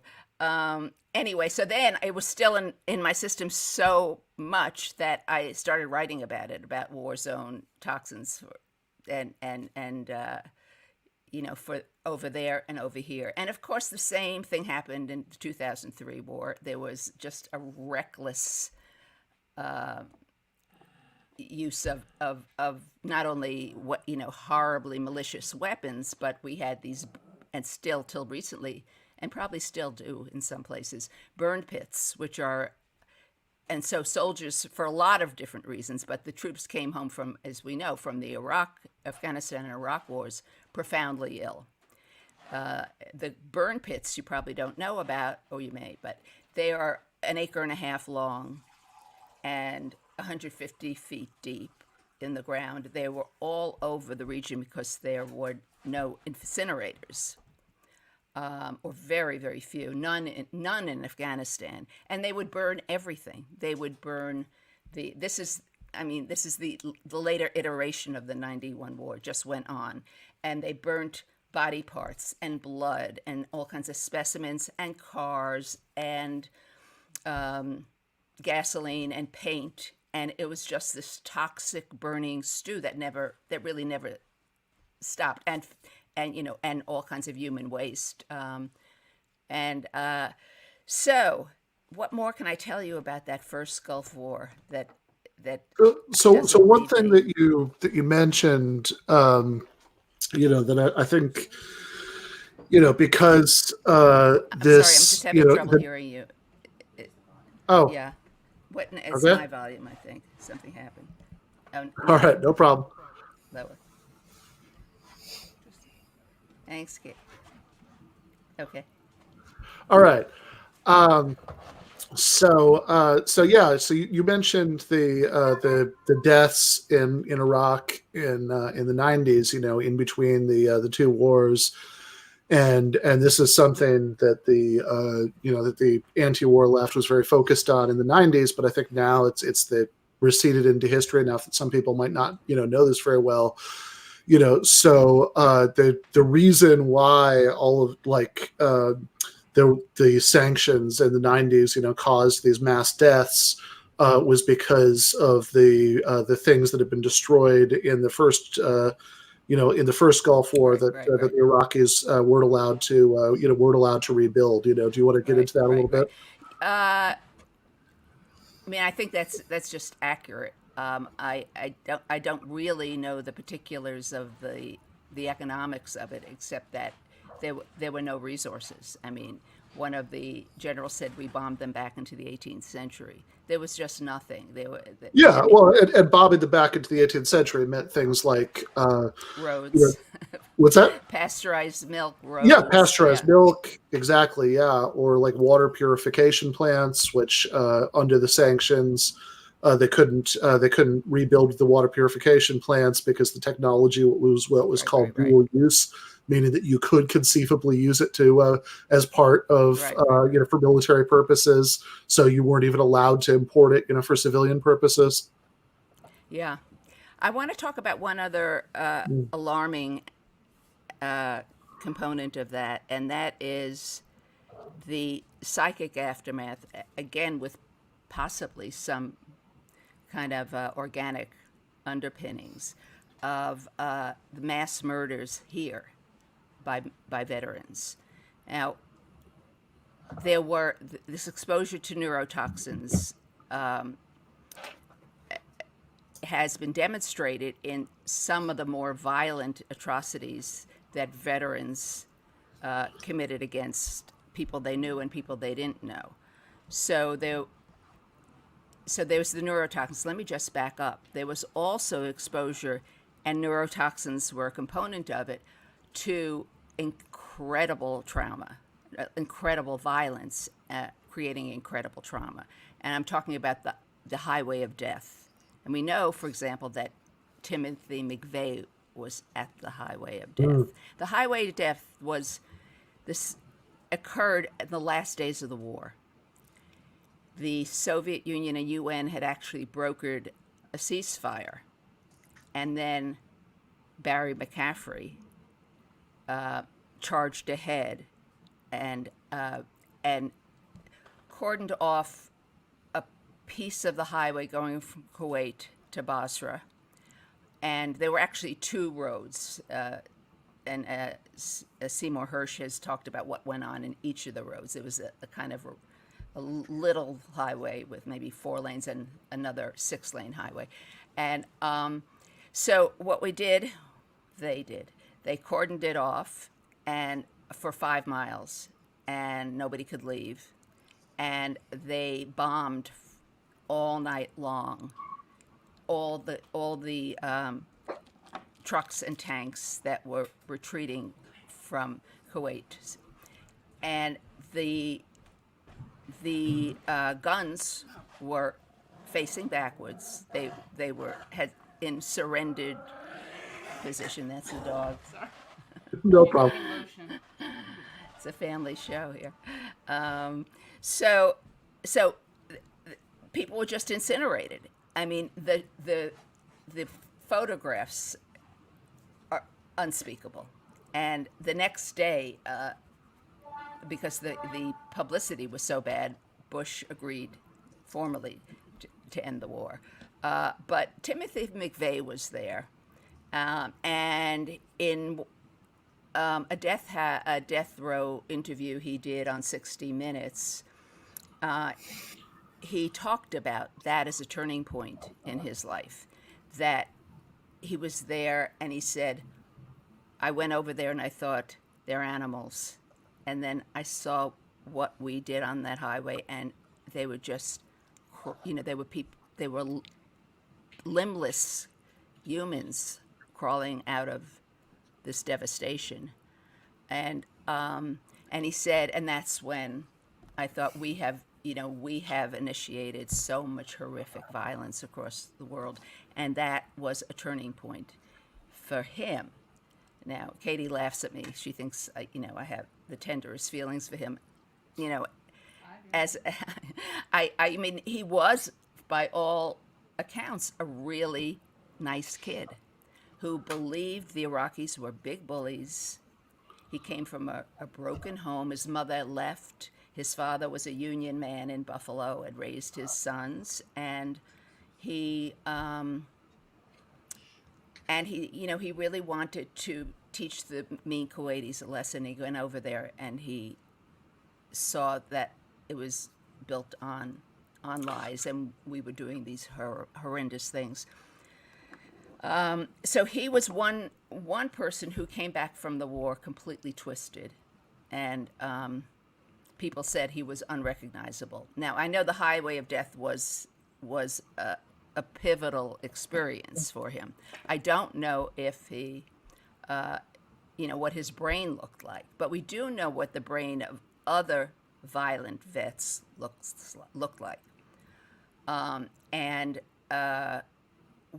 One had just a completely, like a normal person initially, went there normal, came back, and just started killing people he didn't know. He was executed. He raped and murdered a woman, and they showed there was a soldier, there was a doctor who was very involved in arguing the case for the brain damage of soldiers exposed to these toxins, and he had these images, scans of this guy's brain, and they were completely deformed. And of course, the court said, well, that doesn't. He still, it wasn't right what he did, And then there was John Muhammad, the Beltway. The DC sniper, also right? Was really. Mm-hmm. Can you hear me? Oh yeah, I just said the DC sniper. That's who you're talking about, right? Yeah, the Beltway sniper. Yeah, John Allen Muhammad.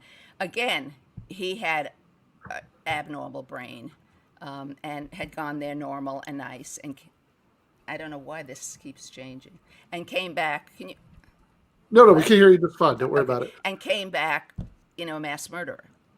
Yeah. And there were others. There were others. So, I mean, that's something that's. And there's been a lot of imaging of veterans' brains, both the ones that are suffering from kind of physical diseases and this psychiatric stuff.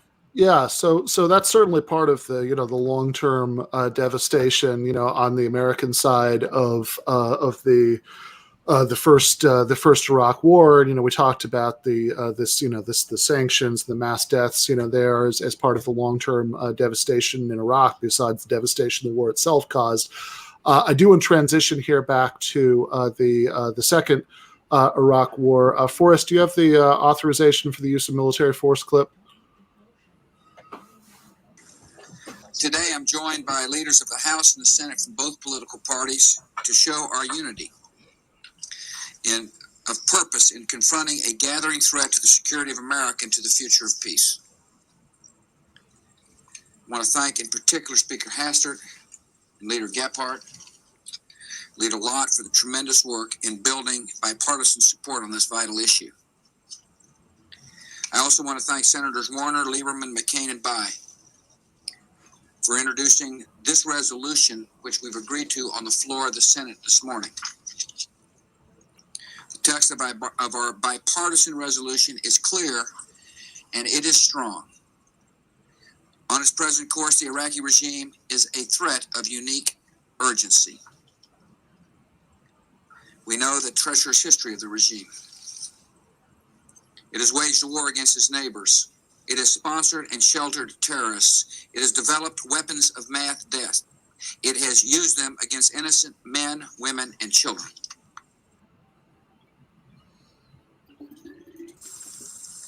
We know the designs of the Iraqi regime. In defiance of pledges to the UN, it has stockpiled biological and chemical weapons. It is rebuilding the facilities used to make those weapons. UN inspectors believe that Iraq could have produced enough biological and chemical agent to kill millions of people. The regime has the scientists and facilities to build nuclear weapons and is seeking the materials needed to do so. We know the methods of this regime. They buy time with hollow promises. They move incriminating evidence to stay ahead of inspectors. They concede just enough to escape punishment, and then violate every pledge when the attention of the world is turned away. We also know the nature of Iraq's dictator. On his orders, opponents have been decapitated and their heads displayed outside their homes. Women have been systematically raped as a method of intimidation. Political prisoners are made to watch their own children being tortured. The dictator is a student of Stalin, using murder as a tool of terror and control within his own cabinet, within his own army, even within his own family. We will not leave the future of peace and the security of America in the hands of this cruel and dangerous man. None of us here today desire to see military conflict because we know the awful nature of war. Our country values life and never seeks war unless it is essential to security and to justice. America's leadership and willingness to use force confirmed by the Congress is the best way to ensure compliance and avoid conflict. I'll vote for this because we should be. Yeah. So Nora, I think you'd start to say something while we were watching that. No, I was just making a bad joke about where you can fair display enough, fair the enough. heads of people whose heads are on spits in your family. Right. Originally, enough. I cut those two back to back. I was going to play them back to back, but then we ended up doing the older the older cut where we had Biden saying that. But like when Biden was talking about, like we don't necessarily know what their plan is. Like we don't necessarily I'd like, the new resolution is better. It's because Bush brought leaders of both parties into Congress and kept them pretty much hostage on the Congress floor doing negotiations until they came up with an AUMF he liked. And then finally he was like, all right, I'm like, I don't know. He's ready to go out and say it and say it to people. He also says math death during that. Yeah, no. So I do want to before we let you guys go, I do want to get your reaction to one other, bringing it back to the current president. So something that I believe Branko talks about in his book is that Joe Biden was at one time an advocate of partitioning Iraq, which is of course a method that the British Empire used around the world and led to many of the conflict zones that are still raging. Kuwait and Iraq, just a British decree. Yeah. Right. All right. Forrest, do we have that?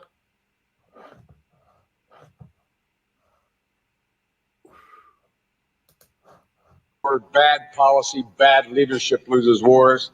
This should have the courage to stand up and tell the administration they have had a god-awful policy. They have put our troops in a position that, in fact, has made it virtually impossible for them to succeed at the outset. They deserve a policy. They deserve a plan. There is no plan. We went to war with too few troops. We went to war unnecessarily. We went to war with these men and women ill-equipped. They're coming home ill-served.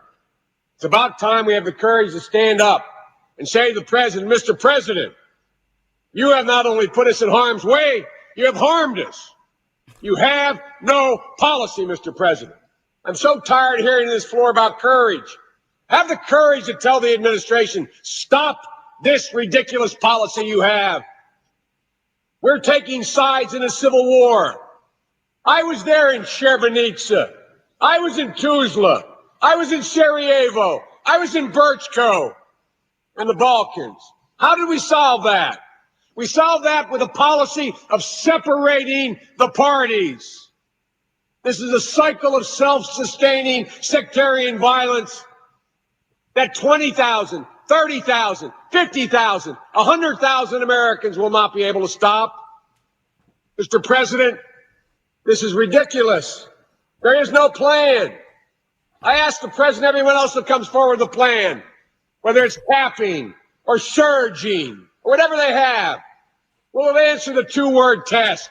Then what? Then what? Then what? What happens after we surge these women and men? And by the way, he said General Petraeus is one who believes, he may be the only one who believes this is a good idea. Virtually no one else thinks it's a good idea. Look, in this story about the Constitution, we gave the president specific authority, which is our responsibility. It was to take down Saddam if need be. It was to get rid of weapons of mass destruction that did not exist. And it was to get compliance with the UN resolutions. Every one of those have been met. Saddam is dead. There were no weapons. And Iraq is in compliance with the UN. So if you want to be literal about it, his mission no longer has the force of law. Everyone I have spoken to, including from the Biden-Geld plan straight through to the Iraq Study Group, says, look, use our troops wisely. Use them wisely. And what are the missions? We have the right and obligation constitutionally, and we should have the courage constitutionally to exercise our responsibility to say, why are our troops there? Did anybody in this floor, did anybody count on the utter incompetence of this administration when they were given the authority they were given? Absolute incompetence. I stood on this floor 3 years ago saying we needed another 100,000 troops before the sectarian violence became self-sustaining and warned as others did. Once it did, all the king's horses and all the king's men cannot hold that country together. So what's our objective here? Our objective is to leave Iraq relatively stable within its own borders, not a threat to its neighbors, and not a haven for terror. What is the president and my friend from Arizona and others insisting on? What can never be a central government that is a democracy that is going to be fair to the rest of its citizens. It is not possible. Mark my words. So as long as the president keeps us on this ridiculous path, taking us off a cliff, I ask my colleagues, does anybody think they're going to be able to sustain keeping American forces in Iraq at 160,000 for another year and a half? What do you think? What do you think is going to happen in Tennessee, in Delaware, in Illinois? Are we going to break this man and women's army? What are we going to do here? How many times do we have those 175,000 Marines to rotate?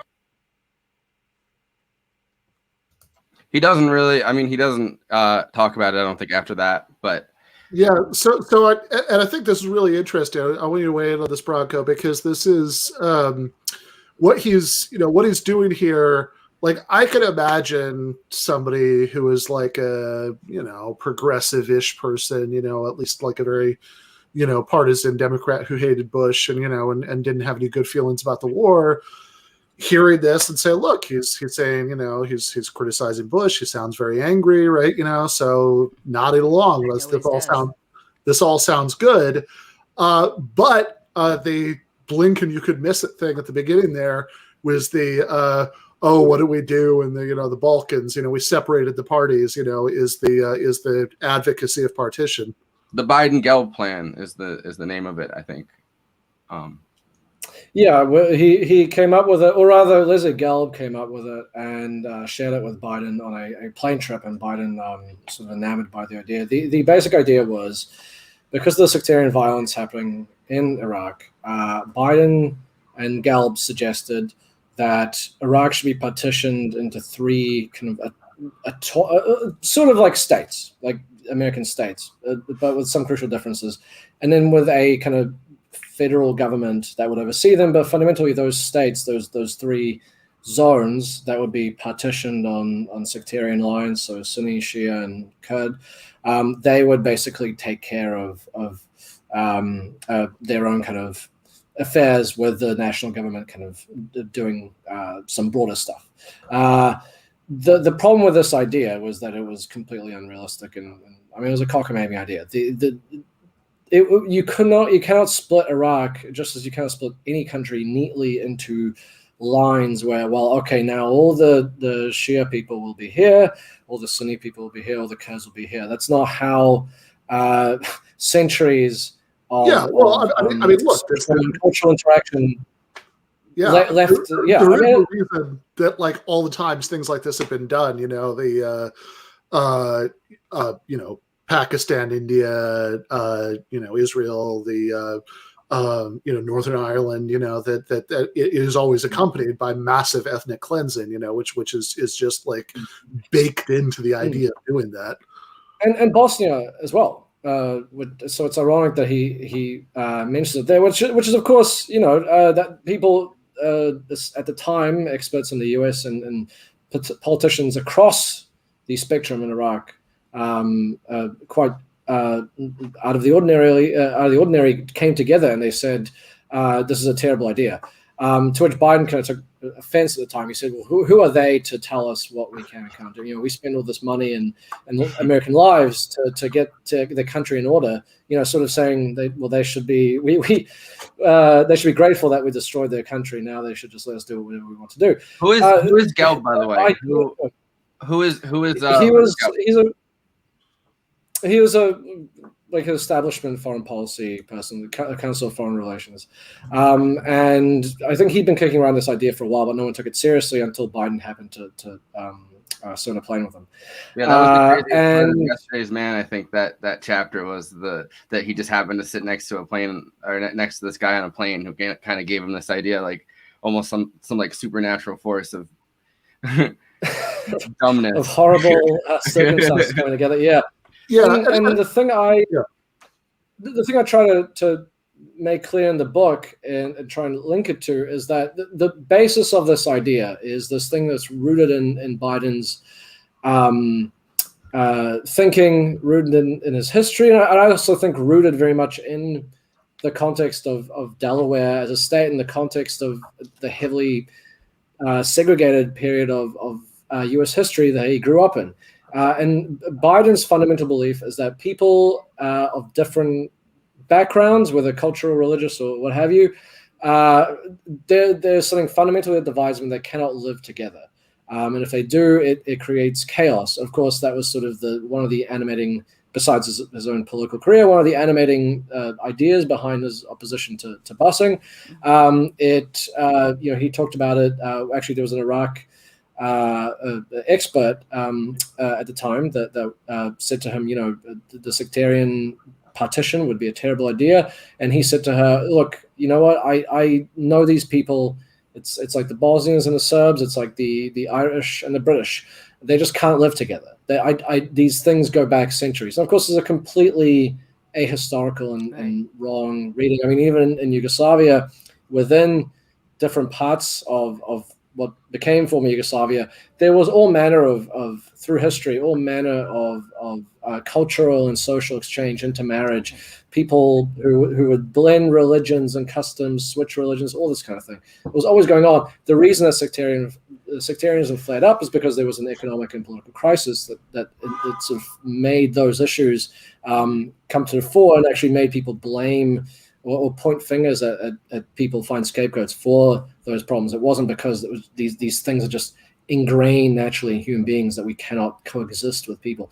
But anyway, that was his point. I mean, the last thing I would stress, Biden's plan, what it effectively was it was a form of segregation that would exist in Iraq.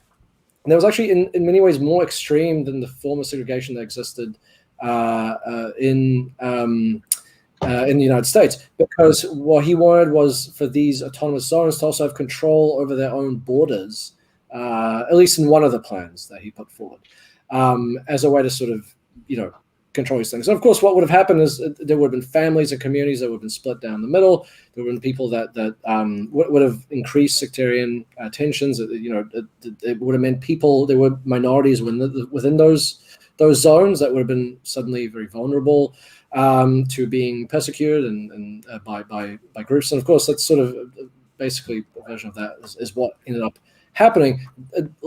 Irony of all ironies, ultimately, when Biden became vice president, he actually sided with the disputed winner of the election, Maliki, who was a sectarian strongman. And basically, because of Biden personally, who mystifyingly had been put in charge of Iraq policy by Obama, even though Obama had run against him on the fact that his foreign policy judgment was horrible.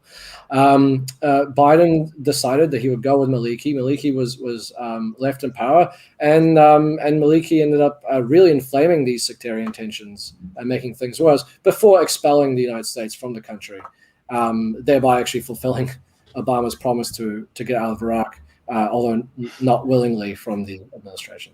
It's kind of the good guy with a gun theory. Like the only thing that can stop a bad guy with a gun is a good guy with a gun. Like the only thing that can stop sectarian, the only thing that can stop sectarian violence and like the way that things have been partitioned is like just to partition it differently. Like the colonial history of Iraq, the colonial history of Iraq needs to have a different future. Not that it needs to kind of have Western meddling, I guess, out of it completely. Yeah, it was kind of, you're right. Yeah. There's a similarity to his Iraq War argument, which is actually it's not the war that was inherently bad or the petition is inherently bad. It was done incompetently. Right. If we could just launch a war, if we could just petition on sectarian lines in a competent way, then everything will be okay. I just wanted to make one point about the two wars and how connected they are, and that is how the 91 war gave us the Al-Qaeda at its height, and the 2001 World Trade Center bombing, because, and you probably know this, but for people who don't,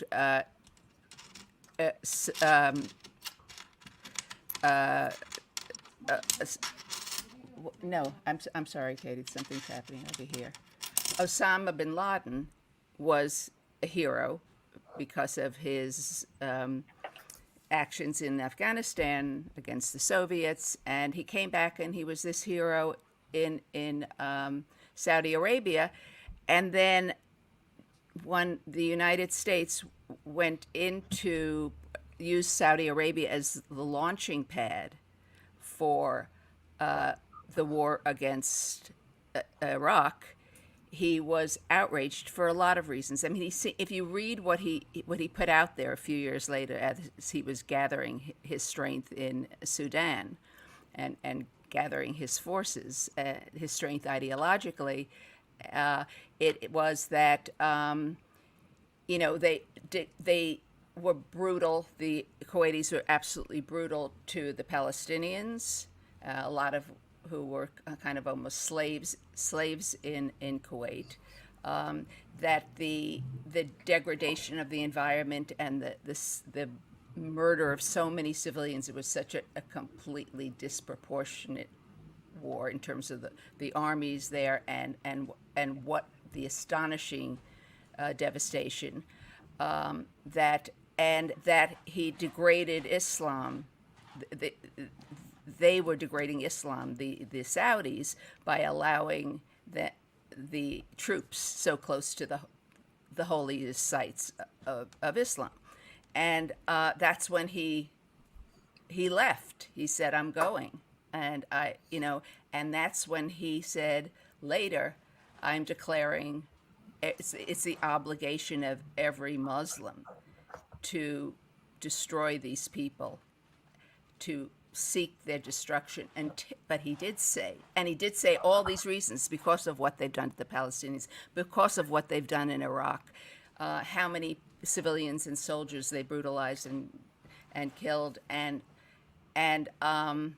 because how they have treated Islam, and until they're gone and can do no more damage to any Muslim, they're our enemy. It was a very particular statement. Anyway, that in the name of that was the 2001 attack on the World Trade Center. There's a New York Times interview with him right before he leaves Afghanistan the first time and goes back to Saudi Arabia. The New York Times actually interviewed him. No, I don't know that. Yeah, I don't know. I read it a long time ago, so I don't know exactly. And there was also actually, like, I think there was at least one Bin Laden interview from the 90s where the journalist had to go through all kinds of complicated security arrangements because he was already he was already in a state of declared war against the United States.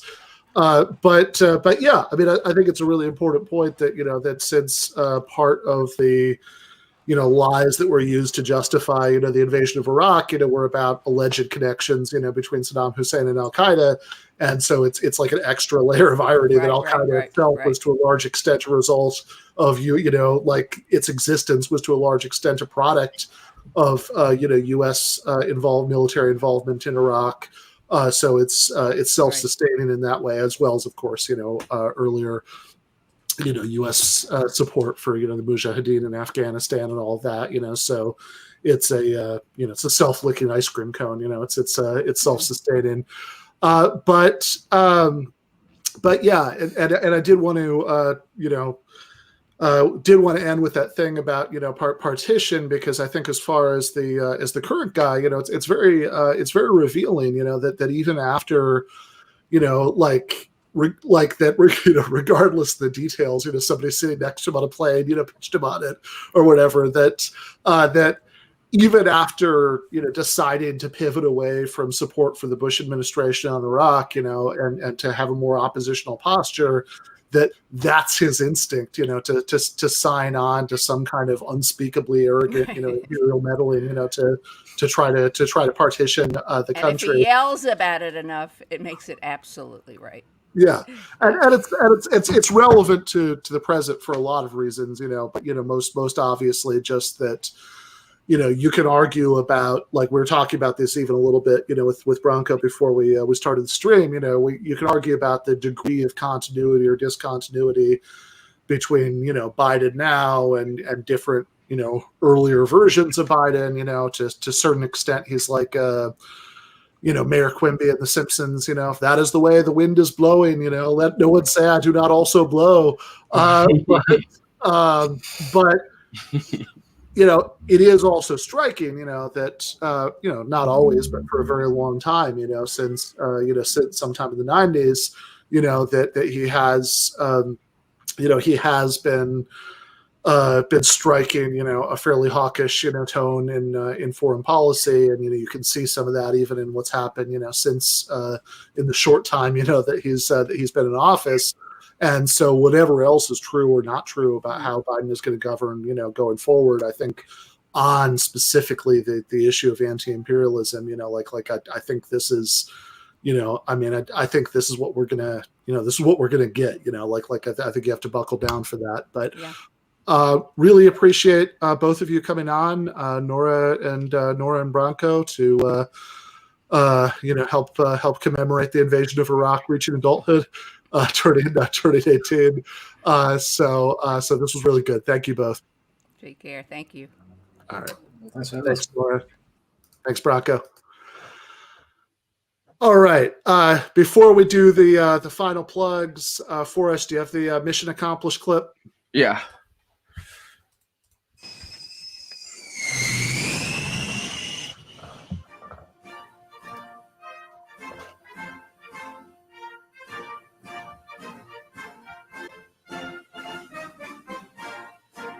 Any outlaw regime that has ties to terrorist groups and seeks or possesses weapons of mass destruction is a grave danger to the civilized world and will be confronted.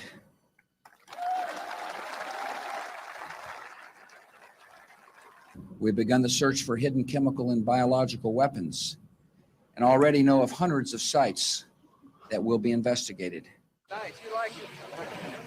Yeah, fantastic. The transition from dictatorship to democracy will take time, but it is worth every effort. Our coalition will stay until our work is done.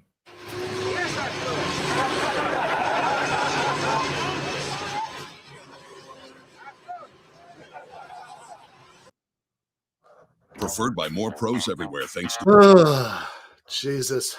All right. Yeah, I have to admit, maybe it's just a function of my age, of certain formative political experiences. But I think like obviously, like, Trump was an evil clown. I mean, he was essentially Pennywise, from it. But like I even Trump, like, I never viscerally hated the way that, like, I viscerally hated Bush, and, like, even watching the clips now, it's like, oh, Jesus God. Okay. But we mission accomplished. Exactly. So we want to talk about a few things that are coming up before we sign off for tonight. But first, the very talented GTAA graphic designer, J. Andrew World. Andy's the guy who all of the beautifully designed graphics and thumbnails that you see for episodes and live streams. That's all him. And I know he had something he wanted to plug. Yeah, tomorrow night at 9:30 p.m. Eastern Standard Time. I don't know what it is in California time because I'm not out there, but I'm going to be showing up on Political Pain's channel, who's in the chat right now. And we'll be talking about probably stuff from the show, behind the scenes stuff. So, you guys better be I'm not going to be spilling any of that tea. But we'll be talking about my art, my upcoming graphic novel, and probably the most recent graphic novel you can find my work in, Image Grand Design, which is the ultimate bootleg comic. And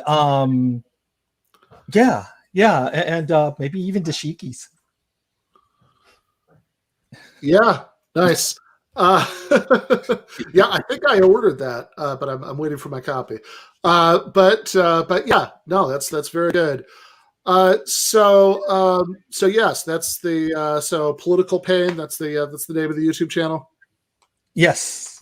Political Pain. It's he's got pretty good takes. All right, fair enough. And if anybody has the YouTube video on in the background and they're just getting audio of this, that's Pain, Payne, is the second word. Meanwhile, yeah, that is 9:30 real time, 6:30 California to tomorrow night. On Friday.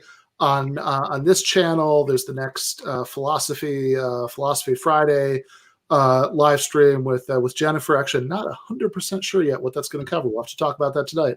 But and let me know. Yes, indeed. And then yeah, thinking maybe something about Aristotle. You want to start drawing that.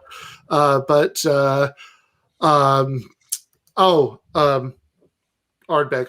So, and then on Saturday, I believe we're going to be rerunning the debate that I did with David Friedman, son of Milton and Rose Friedman, defending the meritocratic virtues of capitalism, and Harvey K's evil twin. I don't know. That's just the thought I had seeing him in the debate. On Sunday, we are for the Sunday night debate breakdown live stream. JG Michael, the host of Parallax Views, is going to be the guest, and we are going to be watching. This is an amazing thing that exists, but this really happened. Timothy Leary's 1990 debate with G. Gordon Liddy. So that should be fun. And on Monday for the regular episode, RJ Esco, who people who have previously seen in fact one of those Sunday nights, because we watched his debate with Matt Taibbi about Herbert Marcuse. RJ Esco is going to be on, and we are going to, since Esco's a philosophy guy, we're going to be talking about this book, Why Not Socialism, by G.A. Cohen. And in the second half of the episode, going to be talking to our good friend Nando Vila. I'm excited for that because I've never actually met Nando. Oh, really? I've been working, even like we tweet back and forth at each other. Now, obviously, I've been working for weekends the entire time it's been. Yeah, I was gonna say, I mean, don't you work as a producer for like 10 shows that Nando is on regularly? Yeah, but like I've just never like been on camera when he, you know what I mean? Like we've never had a face-to-face conversation. That's funny.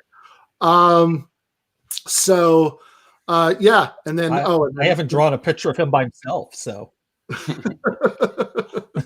enough. That'll have to happen too. By the way, I should say the two pictures that you can see behind me were gifts. I do not remember, unfortunately, off the top of my head, the name of the artist he commissioned, but I know he got them for me and Bhaskar and a few other people. Are gifts from Nando. This one, of course, is a picture of our departed brother Michael Brooks, and this one is a picture of Bernie. I know you can't see the small print here, but were those done by Nando's sister or something? I saw him tweet it out and tweet like his sister's name or something and say that. Okay, yeah. So that's his sister who made these. So it's Bernie, and I know you can't read this on the screen, but he's saying, "First things first, fuck every single one of you." So little good grumpy beer Bernie humor there. Elsa Rodriguez Vila. Okay, all right, very good. Or Alyssa, I don't know how to. Yeah, I don't know. So Nando and RJ Esco for the regular episode on Monday, and then on Wednesday we are going to be doing our delayed. We normally would have done this tonight, but next Wednesday we'll do what we would have normally done tonight, which is our Wednesday night movie discussion live stream about Paul Verhoeven's classic military science fiction satire, Starship Troopers. Yeah. So Andy's going to be on for that. We're going to have our good friend, leftist historian and foreign policy guru, Danny Bessner.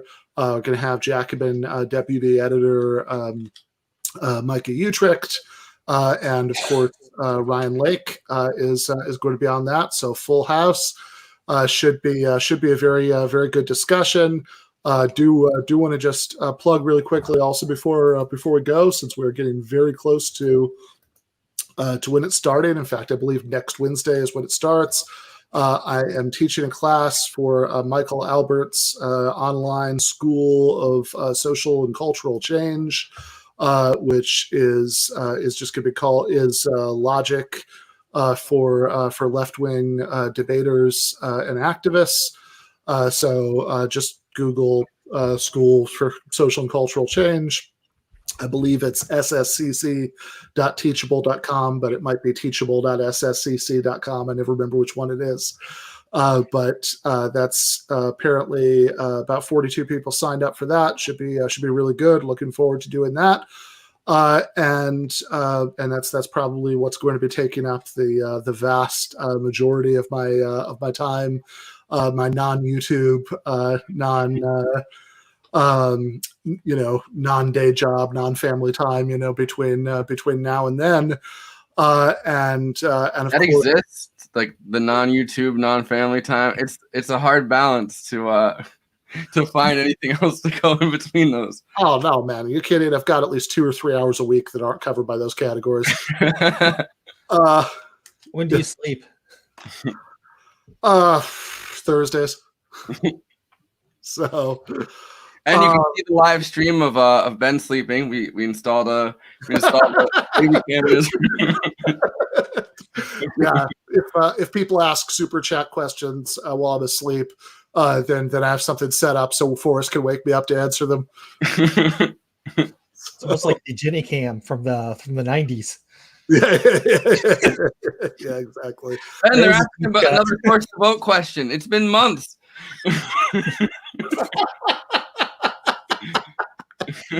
Oh my God, that's nightmarish. All right. And of course, at the beginning of May, this is coming out, the new book from Zero Books, Canceling Comedians While the World Burns, a critique of the contemporary left, that's coming out on May Day. And this is the image from where you can pre-order it from Red Emma's, which is a worker-owned bookstore in Baltimore. That is where I always try to shepherd people to do pre-orders, and that's something probably start talking more about the book in the show, maybe even on Monday,